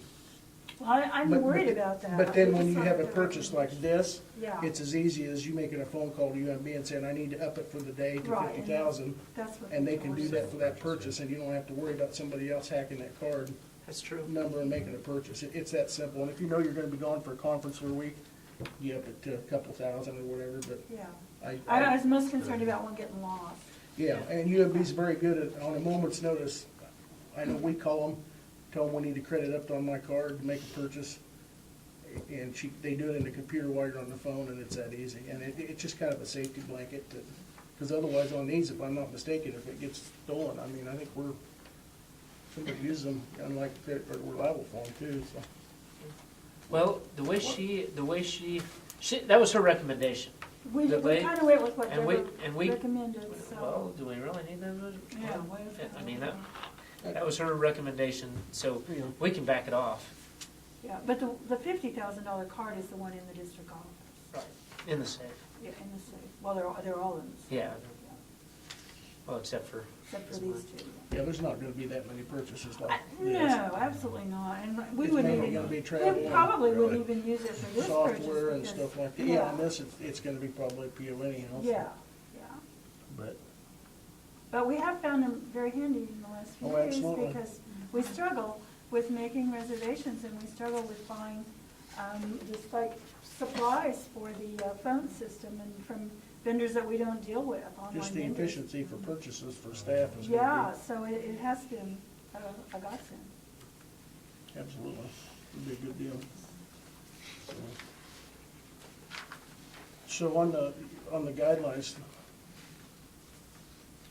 we need to come up with some policy on this, or is there a policy? Not really a policy, they spell out the responsibilities for the board, the business office, for the superintendent and school employees. And then the forms are just basically the authorizations. And then the user agreement, I think that would be to Mr. Boulder and to Mr. Dooley, we would just give that to their two cards they have checked out. So the policy, I can go to some other districts and get some written policies, if that's what you want to do. And Yeah, we look could at it for next just do month. it next month if Yeah, I mean- we I can go to really have some KSB, time to put they'll have something some- together. They have but- some simple policies. And we could change a lot of these, change credit to purchase so that it's more. Doesn't freak anybody out if they see it. Right.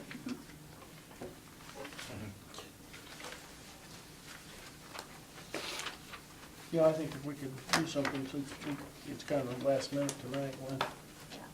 And if we have any suggestions, we can email them to Mr. Boulder. Okay. Yeah, is there any form that you prefer better?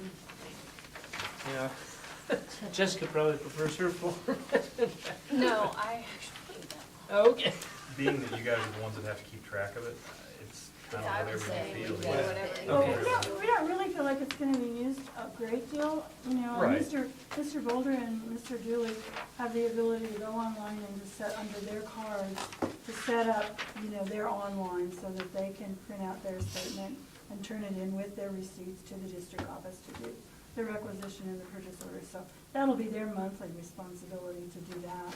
The others will come through the district office because when they turn in the card, they're giving us the receipts, so we'll be doing that. That's what I'm saying, whatever the Yeah. checkout, whatever you Yeah. feel the form needs to be, that's kind of, We're gonna I know keep that it simple. would probably. Did she give you that envelope this morning?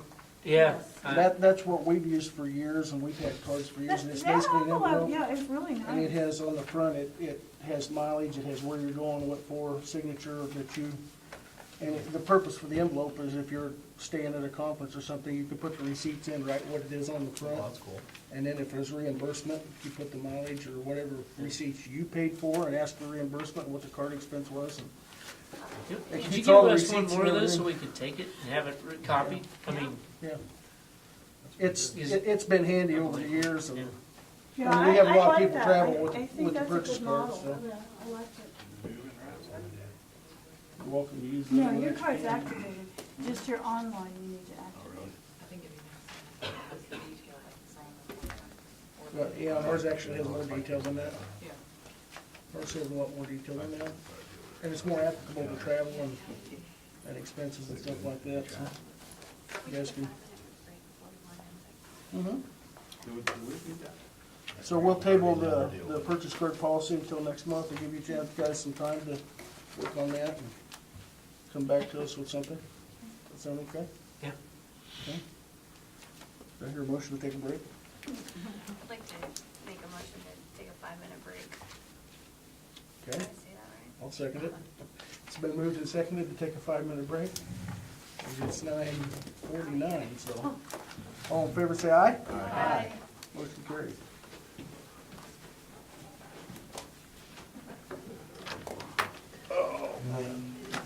Dean Ann, on the exec session, do we have to go in, can we go in just kind of one and do non-elected personnel and negotiations, or do we have to do exec session for non-elected personnel, and then come out and do another one for negotiations? You can do them both Well, at the you same time. can do them both at the same time. Okay. And you, like, if you wanna start out with non-elected, you wanna release Mr. Atkinson or whoever. Right. When you're done, then send him out and go right on into negotiations. Okay. Just keep it Yeah, the same order. yeah.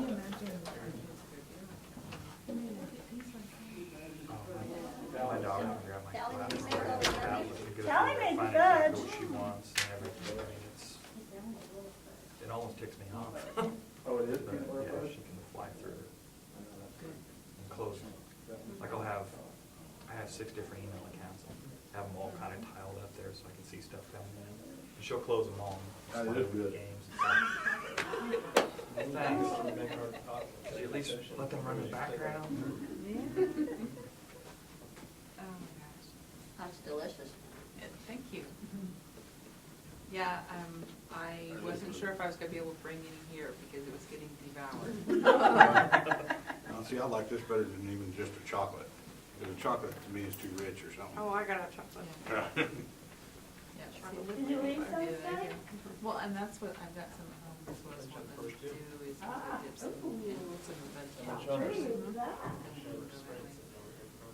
I've gotten to work at the jail tomorrow, and I'm sure it's, so they're fried. It's delicious. That is good. It just melts in your mouth, very, very good. I like the pretzels and what's on that on top. Emerald. Really? Yeah. That's easy, but right. 3 minutes in the oven. That's all it is. I handle that one. I've seen the square pretzels with the hugs in between. Oh, yeah.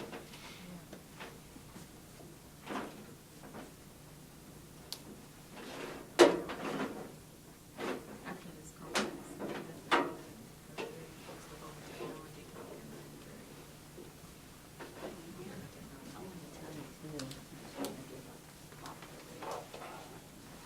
Yeah, I'm a tech person.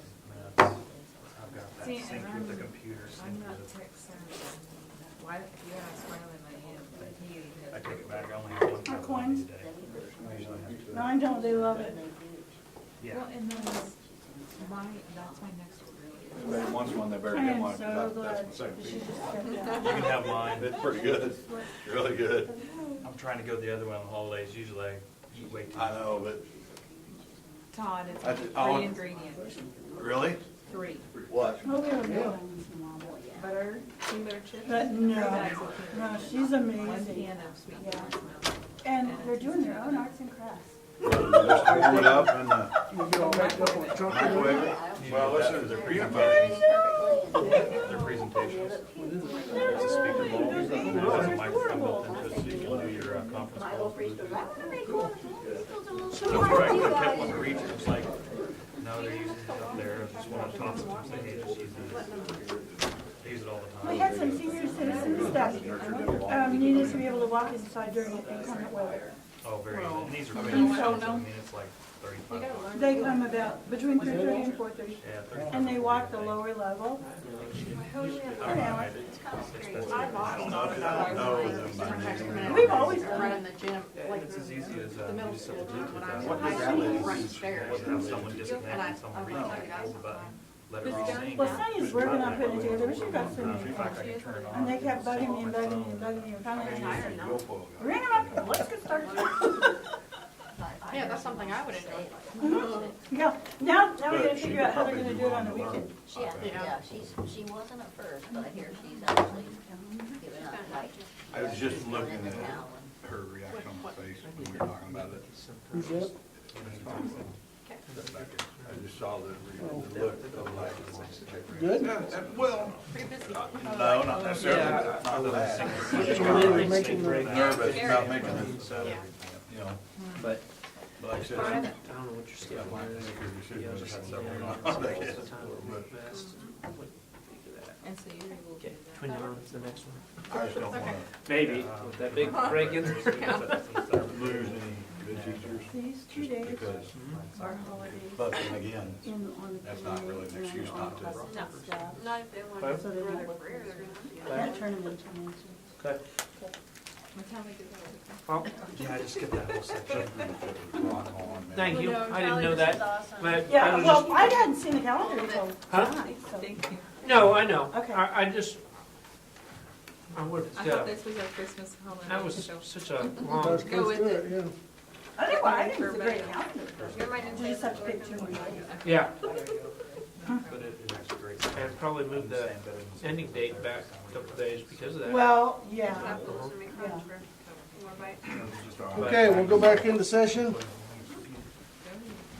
Next item on the agenda is to receive and approve a grant from the Kansas Department of Education in the amount of $250 for the food nutrition program. Carrie Hilbert applied for that, and we were awarded that. It'll be used for supplies for the program that she has. It's called It's a Crock, and she has 4 or 5 sessions with her families where they bring their crock pot, and we have the supplies, and they make a meal, take it home with them, and plug it in, and dinner's ready. And they get a recipe book at the end. It is a crock. And it's a lot of fun. It is a lot of fun. So I'll see that y'all get a recipe book when we're done. I wanna go. We want to make a conditional motion to approve, then? I'll make a motion to approve the food grant, the nutritional. Okay, it's been moved by Todd and seconded by Denise to approve the receiving the $250 grant from the Kansas Department of Education for the food nutrition program. All in favor say aye. Aye. Opposed, same sign. Motion carries. Good work to Mrs. Hilbert, so. Okay, is that the last thing that we had besides the executive session? Any future agenda stuff? Oh, yeah, do we have anything for the future agenda? Sounds like we probably got a purchase card policy. Yeah. Anything that any board members would like to put on the agenda for January? Yeah, Tally. Yeah. Tally's recipes? Reminder for Tally to bring. Yeah, okay. Mandatory. What's the holiday in January, Tally? We need to. For the holiday? Late New Year's Day. Martin Luther King Day. Yeah, My Yeah, son turned MLK. 16. better be careful around this crowd. Okay. Hearing none, we'll move into the last item on the agenda, which is an executive session. Do I hear a motion? Well, do we bring in Jim in this one, or who do we? I believe we need Jim and Mr., both administrators, is for the first portion of it. For how long? Time frame. Hopefully it's just 15 minutes. Well, we're gonna be longer than that, so why don't we just, we don't wanna come and go. I mean, we can release Jim when we're done. Oh, right. 30? We wanna do Start 30 with minutes to start with? Is that, That'd be fine. okay? I'll make a motion to go into executive session with Mr. Atkinson, Mr. Dooley, and Mr. Bolger present to discuss non-elected personnel and negotiations for a period of 30 minutes. Okay? Okay, it's been moved by Jessica and seconded by Todd to go into executive session for non-elected personnel and negotiations for a period of 30 minutes, starting at 10 o'clock, with including the 2 principals, superintendent, and Mr. Atkinson, all 3 of them. One being two, so. All in favor say aye. Aye. Aye. Opposed, motion carries. Now, that could be confusing, couldn't it? Both principals and the superintendent, and Mr. Atkinson, and only 3 people stayed. You need to wear like a mask, your face or something.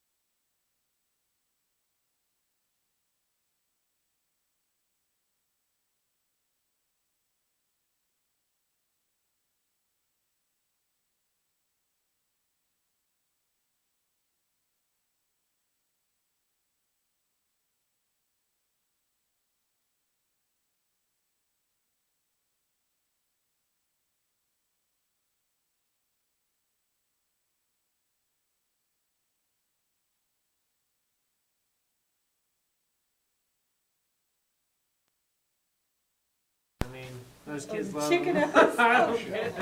Alex didn't eat Oh, he's got to turn that back on. He doesn't like it? He said he wouldn't touch it. Really? Ready? Alex? Okay, we're back in regular session after 3 30-minute executive sessions. It is now 11:30. Do I hear a motion to adjourn?